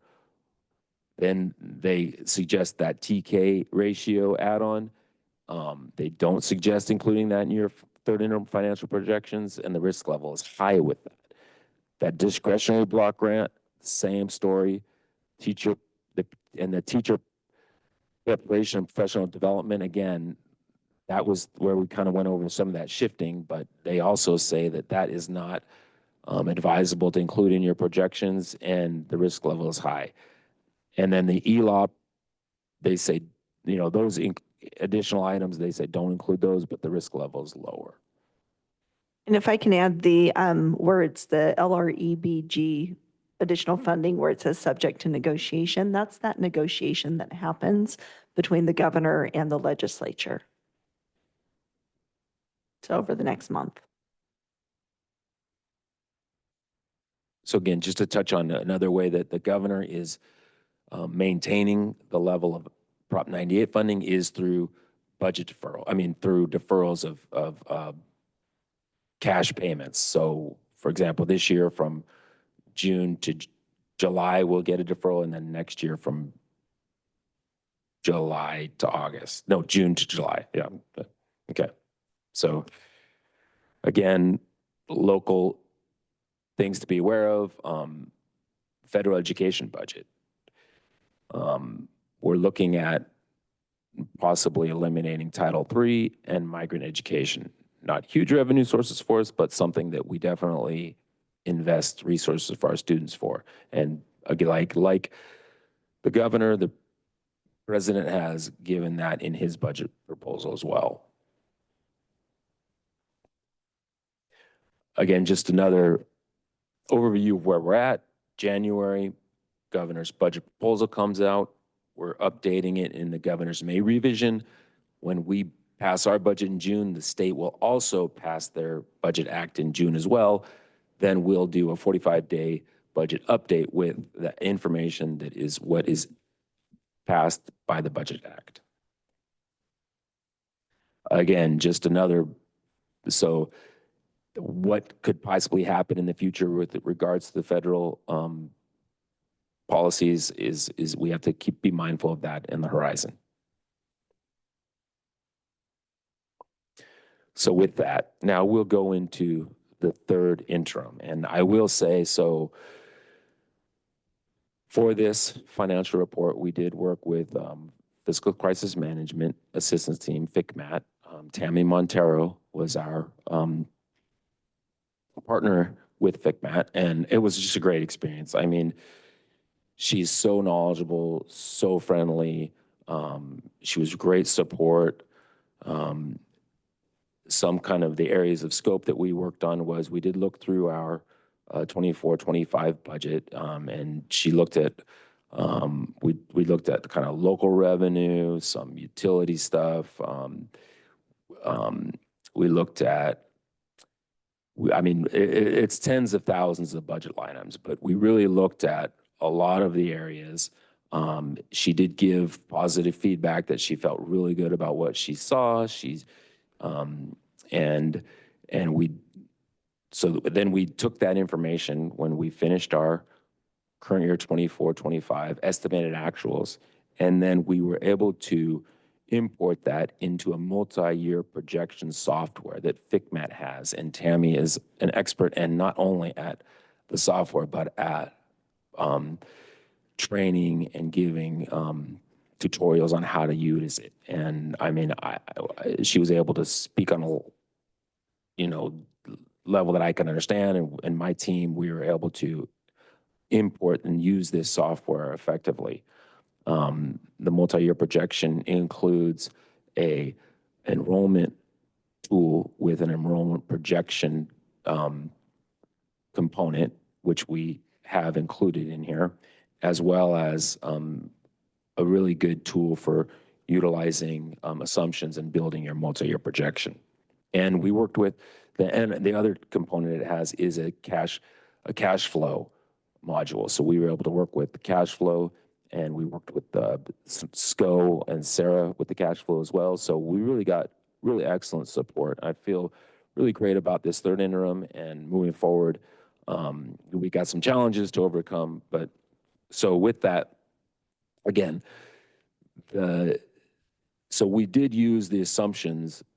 So here's what are some of the items included in our third interim assumptions. So our revenues are largely based on average daily attendance, which we use our enrollment projections to have a projection for. So we did update those enrollment projections. And that is one area that the Sonoma County Office of Education did mention to FCMAT that they wanted to help, that they wanted us to look at with us and help us get enrollment because of some of the challenges with our district and some of the maybe possibilities that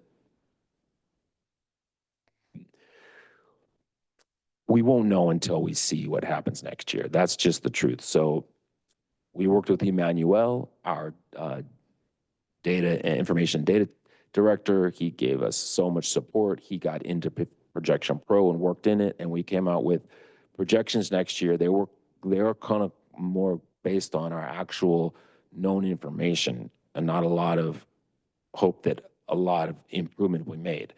There's a very good chance that it could be made, but that's what we did. And then the software has what's called a projection that uses a cohort survival method. And these are the updated enrollment projections we got. You can see it's reduced about 327 enrollment, which is about 337 ADA in the following year, and then in the third year, 470, 588. Now, we do maintain our 3-year average, so, but those are updated with this third interim. And so I just want to reiterate what Joel is sharing, and that is that we're using incredibly conservative numbers as we're making the projections. So we are looking at all of the guidance from school services as far as not including any of those additional funds, that some of that is likely to come out in this next month in the negotiation piece, as well as looking at even reducing what we were looking at for our enrollment projections, again, to kind of look at a worst case scenario.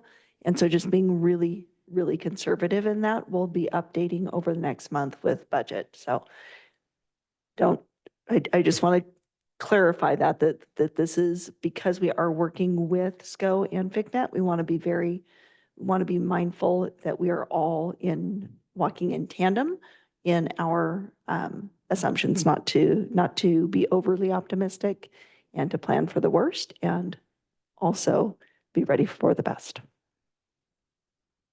Joel, I'm really glad to hear that you're having a positive experience with the FitMax specialists working directly with you. And as we're looking at these projection opportunities and different data points, really gives you some numbers to sink your teeth into. Another piece of that ad hoc SCO is a commitment on their end of investment they're making into projections of enrollment and surveys and data so that we have an opportunity to see where students are going and why, and help correct course within our district and have opportunities for these numbers to go up if possible. So it's all happening in conjunction together, and really neat to see this was a new tool introduced. Are there any other questions or comments for Joel? Nope, you got more? Okay, I think you have go for it. Because Yeah. sure, I just wanted to make sure that as we were looking at assumptions, that was a clarification.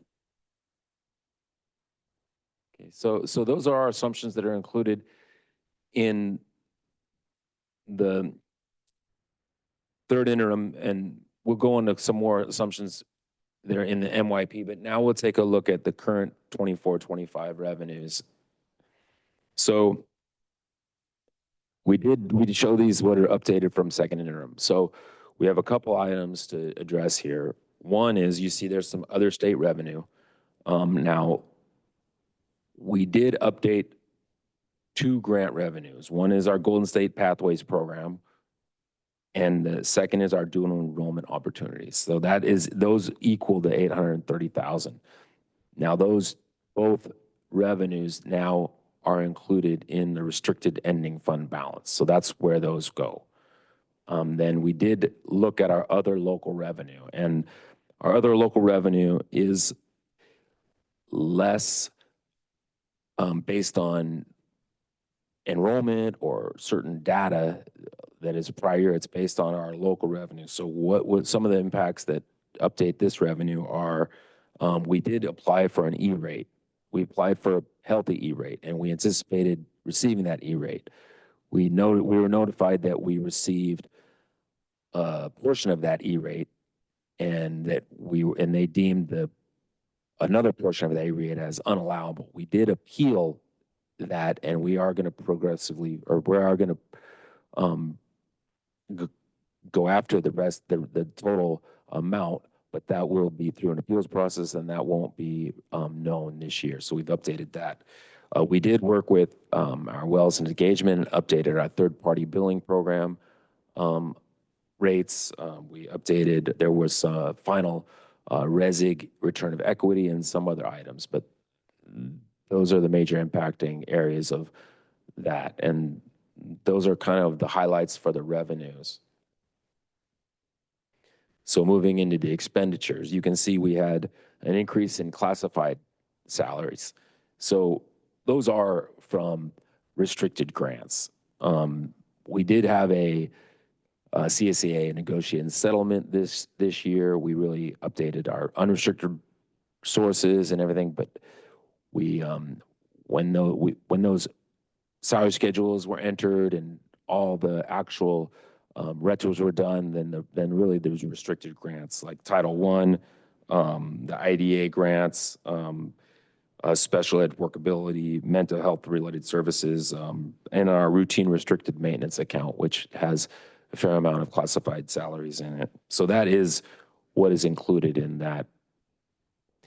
So the other area I think of note here is our services and other operating expenditures. So we did update another special ed non-public agency contract. That was Inspire came just with this month in May and said, hey, we've increased our hours. We need to have an addendum, and the addendums were fairly healthy. So we've since then, our special ed department and fiscal department have met with Inspire, and we're working on better processes. I mean, we've been working on these for a while, and it seems like at these financial reportings we have special ed, but special ed is something that yeah, so that was probably the largest impacting factor of our expenditure increases. We did look at some utilities. At the end of the year, we trued up our utilities, and there was some change in that area. But those were the main contributing factors to the expenditures. So now here we want to look at our oh, and one thing of note, this is a new slide, so we're evolving. So since I've been here, we've really utilized this format of slides, and with Lisa, we talked and we said, well, we want to add this slide because this is a really great slide. And as I look at it more, I think there's so much great information here. So this is an overall picture of our current 24-25 with our unrestricted, restricted, and the combined sources. So you can relate the combined, you can show the combined sources back to some of the other slides, but you can see how, we have our unrestricted sources, which is mainly our LCFF revenues, and then some other state revenues and other local revenues. Really, other state revenues are like unrestricted lottery, and then some other local revenues are our facility use fees, and so on. But predominantly, a large portion is LCF revenues. You can see our expenditures. Now, you can see our unrestricted excess deficiency over expenditures before other finance uses and contributions is a surplus of about, yeah, do you have a little highlighter? Maybe I could point, I wish I had you can see our ending excess deficiency is about $30 million in unrestricted sources. And you can see in restricted sources, which restricted sources, our revenues are about 22% of our overall general fund. So that 50 million out of 180 million. Now, when we, restricted sources are a lot of one-time grants, other straight grants, but they're also our ongoing special education sources. And you can see, like, for example, a lot, like about 17 million of those other local revenues, $17 million of those local are a lot of our special ed revenues from our SELPA. Our SELPA is our Sonoma County local plan area. Is that right? I think close.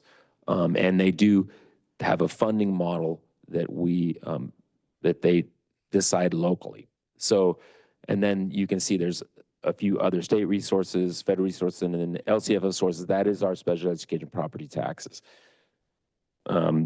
So at the end of the day, our restricted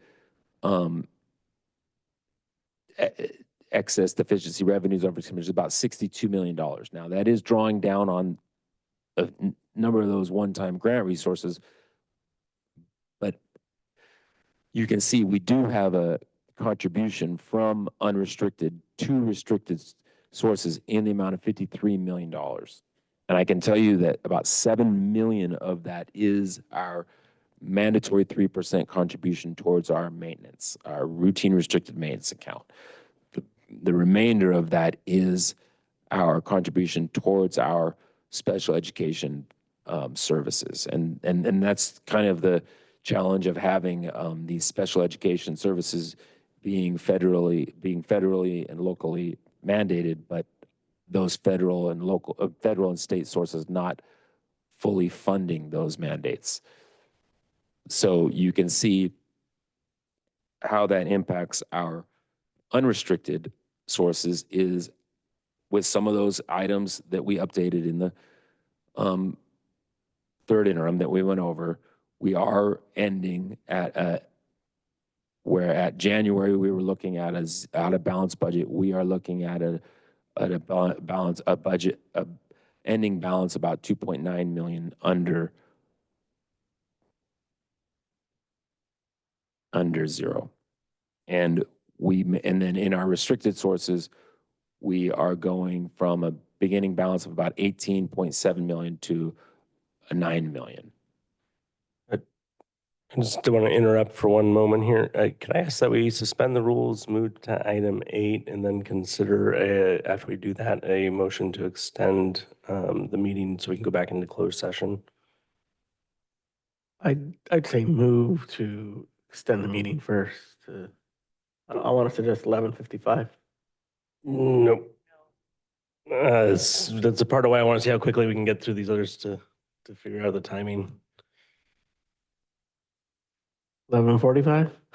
We Uh, still got a lot to get through on the agenda and close, so that's why I even don't think that's enough. But I hear you.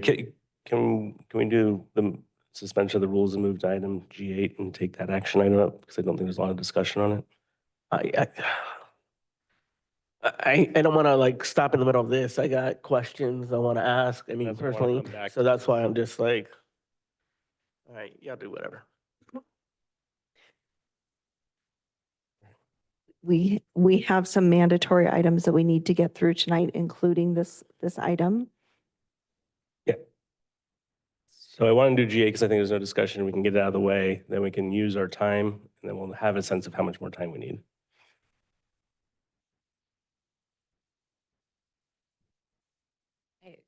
I think we need to do this one, then move G8 up.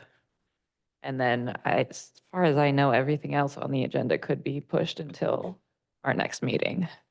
Gonna move to extend to 11:30 p.m.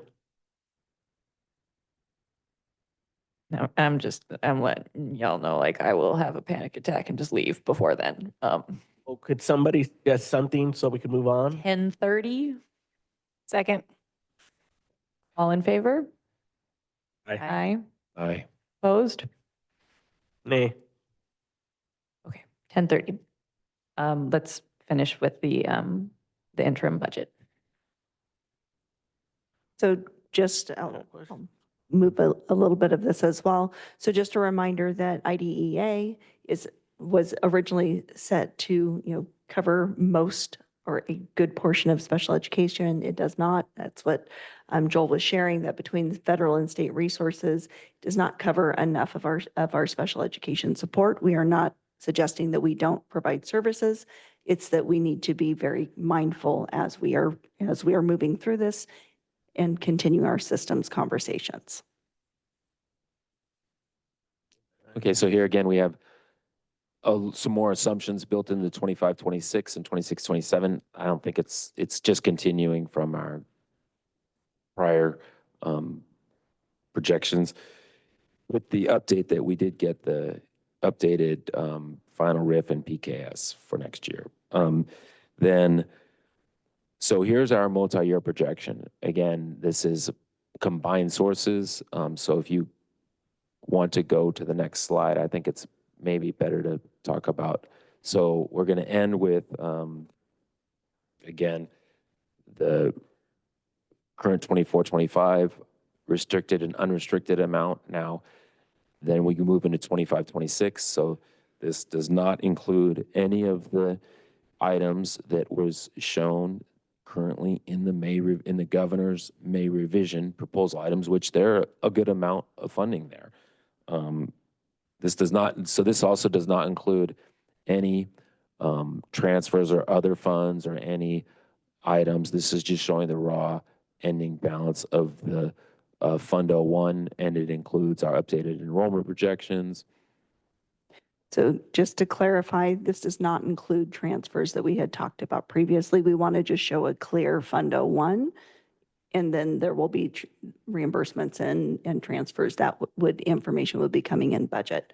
But we want to show a very clear budget, a clear representation of what Fund 01 looks like without any of that. So again, the unrestricted ending fund balance can be negative. but the cash flow balance cannot be. And here's our current cash flow projection. You can see, so why is it going up and down? Well, the major contributing factors in that is because, so we have our LCFF funding. Now, we are a state aid funded school district. Like a basic aid funded school district would get 100% of their property taxes. However, the state has set a minimum level of funding, and if your property taxes are below that, then they give you a state aid school district that gets the additional funding. We are a state aid district. Our property taxes are roughly $123 million. So our total LCFF is approximately $165 million. So about 74% of our revenues come from our local property taxes. And we only get our local property taxes. Well, for most part, we get our local property taxes every year in December and then April. So you can see we maintain our cash reserves, and then we start spending every fiscal year, and then we get those property taxes.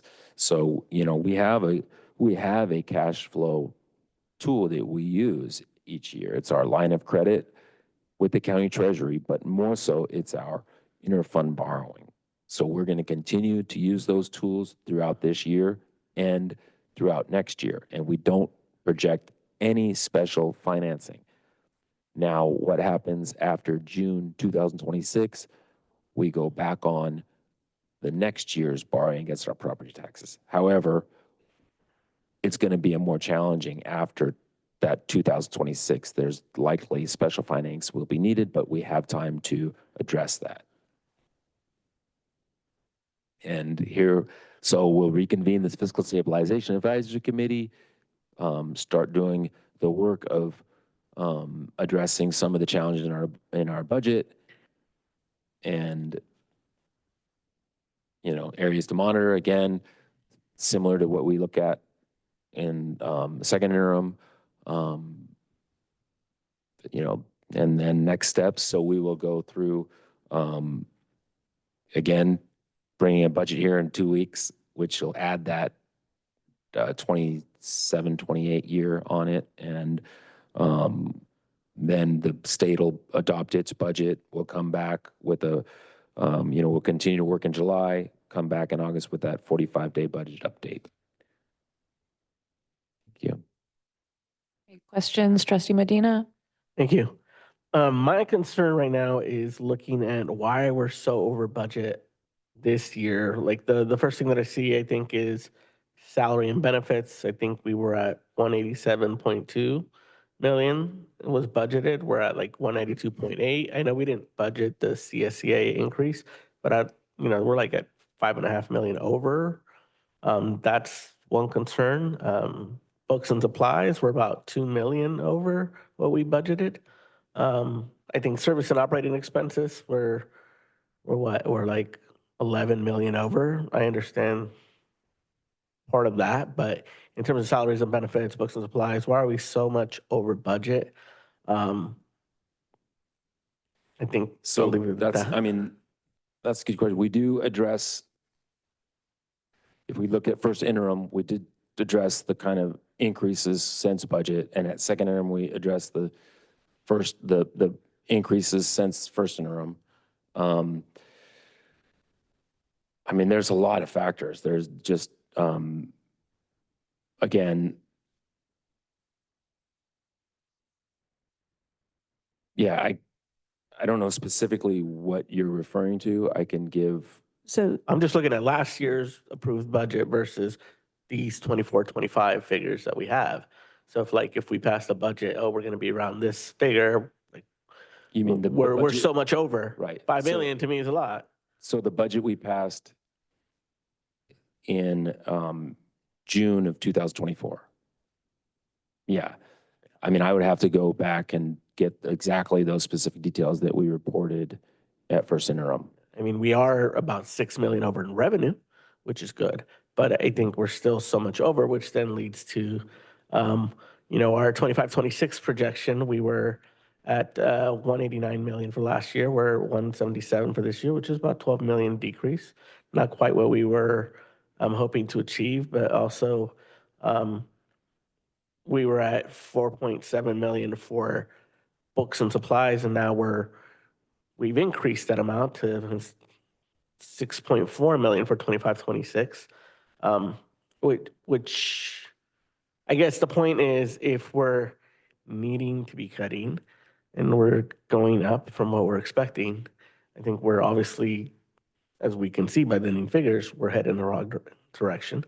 My concern is where we might end up, and why aren't we kind of like sticking to where we need to stick? Like, where is that falling through the whole, like, these books and supplies money? Where is it coming from? Is it restricted? Obviously, all that restricted spending is way over restricted Yeah, I income. mean, quite a bit does happen when we adopt our budget in June, and there are, so if there are changes to, for example, a 1,000 object code, which is certificate salaries, there could be examples where, our budget includes school site discretionary budgets where they have a budget they pass in June, and they might want to reallocate funds out of a 1,000, move them to 2,000, or reallocate funds out of a 5,000 to a 4,000. And that happens not only with school site discretionary monies, it happens with, a number of grant monies. And then, I mean, that's one example of many factors that go I think into the budget. Superintendent August has Yeah. an answer. Yeah, I also want to address with the restricted funds, that's often carryover that we actually can't budget as revenue or expenditures until we get into closing out the books and showing what is. So we have to show in 1 year that we are spending it all, even though we know we aren't, but because it's the way that we have to reflect it. And then it gets added back in when we do that first interim update. So there's always going to be a big shift when we're looking at the restricted funds. That's always going to be the case. Also, as we are looking at when we close out the funds, we shift anything that we can out of unrestricted into restricted during that closing process. So that's a piece of it. Also, as Joel shared, when, a budget plan is always what you expect, but there's always shifts in there. It's usually carried forward as far as from what we expect sites to have spent on, say, a staff member in 1 year. It may get shifted and spent on supplies the next, or something of that nature. Those are some of the shifts that you see in there. We can always do better in our projections, which is part of why we're doing the work with FCMAT and SCO, and why we're really appreciative of that time with them. Again, as a reminder, we also have to adopt our budget for spending and for revenues prior to actually knowing what we're going to be receiving. And so those always impact it. We don't know. It's always a plan. It's a budget. It is not, again, one time a year that our numbers are actually final, which is in September for the prior year. So just, that's where you see those big swings. And yes, we can continue to improve, and we're working on that process. And I'd just like to also add that included in the certificated and classified salaries is our supplemental payroll. So it's not just possessions, it's what we decide to authorize employee overtime, and it's also all of our sick leave, like if a teacher, like how much our substitutes cost. It's all of our, like if a classified employee goes on vacation or not, and we use substitutes there, so those are some of the factors that really do evolve and come more known with actuals. So first interim is updated budget with actual information through October 31st. Second interim is updated budget with actual information known through January 31st. And third interim is updated with actual information known through April 30th.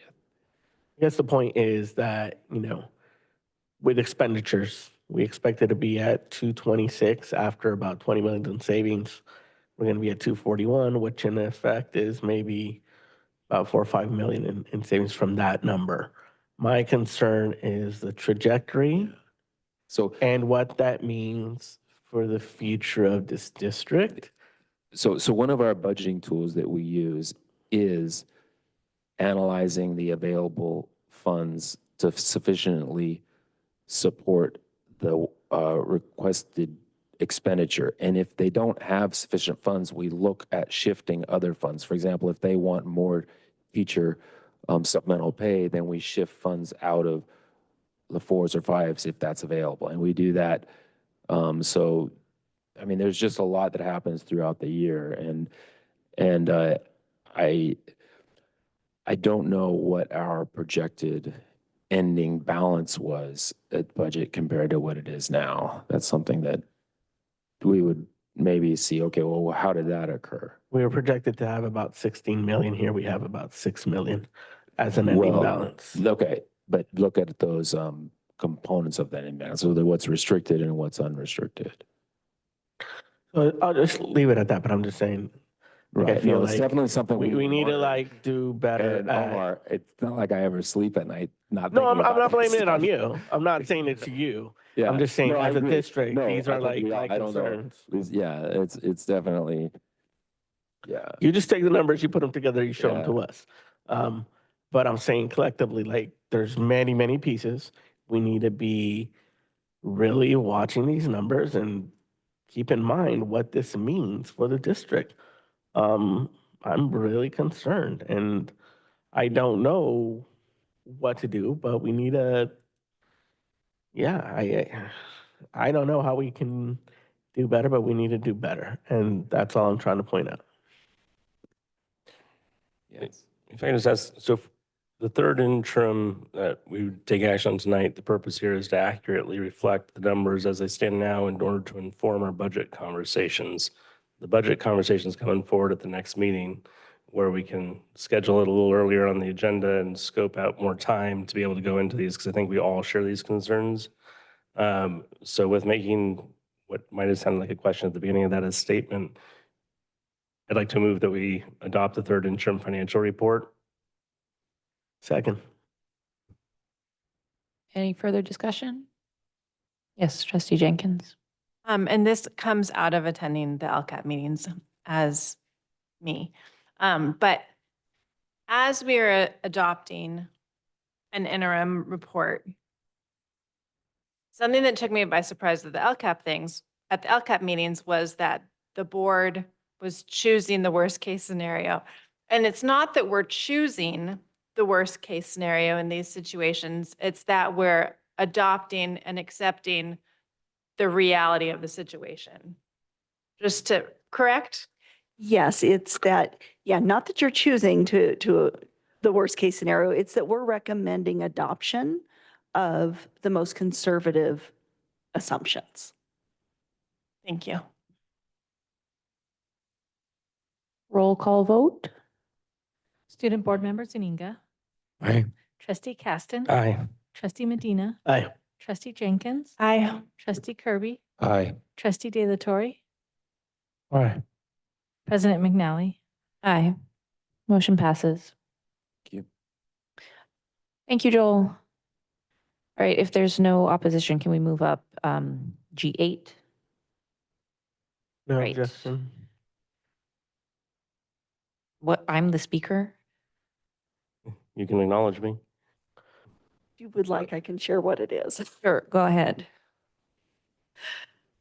It is, because I do not hold an administrative credential, there is an education code which does allow the board to appoint me as a superintendent of a district based on that education code and my experience. Move to approve resolution 2024/25-128 to appoint interim district superintendent without an administrative services credential. Second. Roll call vote. Student Board Member Zuniga, Aye. Trustee Medina, Aye. Trustee Caston, Aye. Trustee Jenkins, Aye. Trustee Kirby, Aye. Trustee De La Torre, Aye. President McNally. Aye. Motion passes. Superintendent August, would it be more important for us to do items 4 and 5 or to return to our closed session items that we did not get to?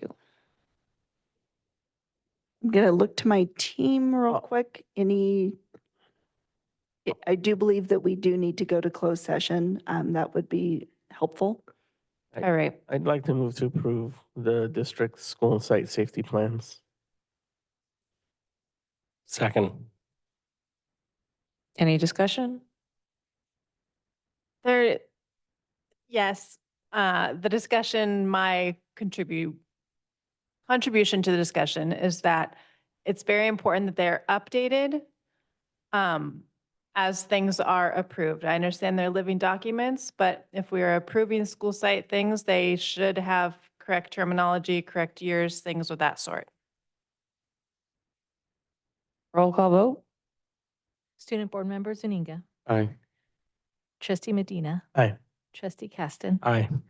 Trustee Jenkins, Abstain. Trustee Kirby, Aye. Trustee De La Torre, Aye. President McNally. Aye. Motion passes. Do we want to do item 5 that quick? Move to approve the declaration of need for fully qualified educators. Second. Roll call vote? Student Board Member Zuniga, Aye. Trustee Medina, Aye. Trustee Caston, Aye. Trustee Jenkins, Aye. Trustee Kirby, Aye. Trustee De La Torre, Aye. President McNally. Aye. Motion passes. Approval of minutes? Second. Who Roll was- call Who was vote? the first? Student Board Member Zuniga, Aye. Trustee Medina, Aye. Trustee Caston. Aye. Trustee Jenkins, Aye. Trustee Kirby, Aye. Trustee De La Torre, Aye. President McNally. Aye. Motion passes. Board member request for information?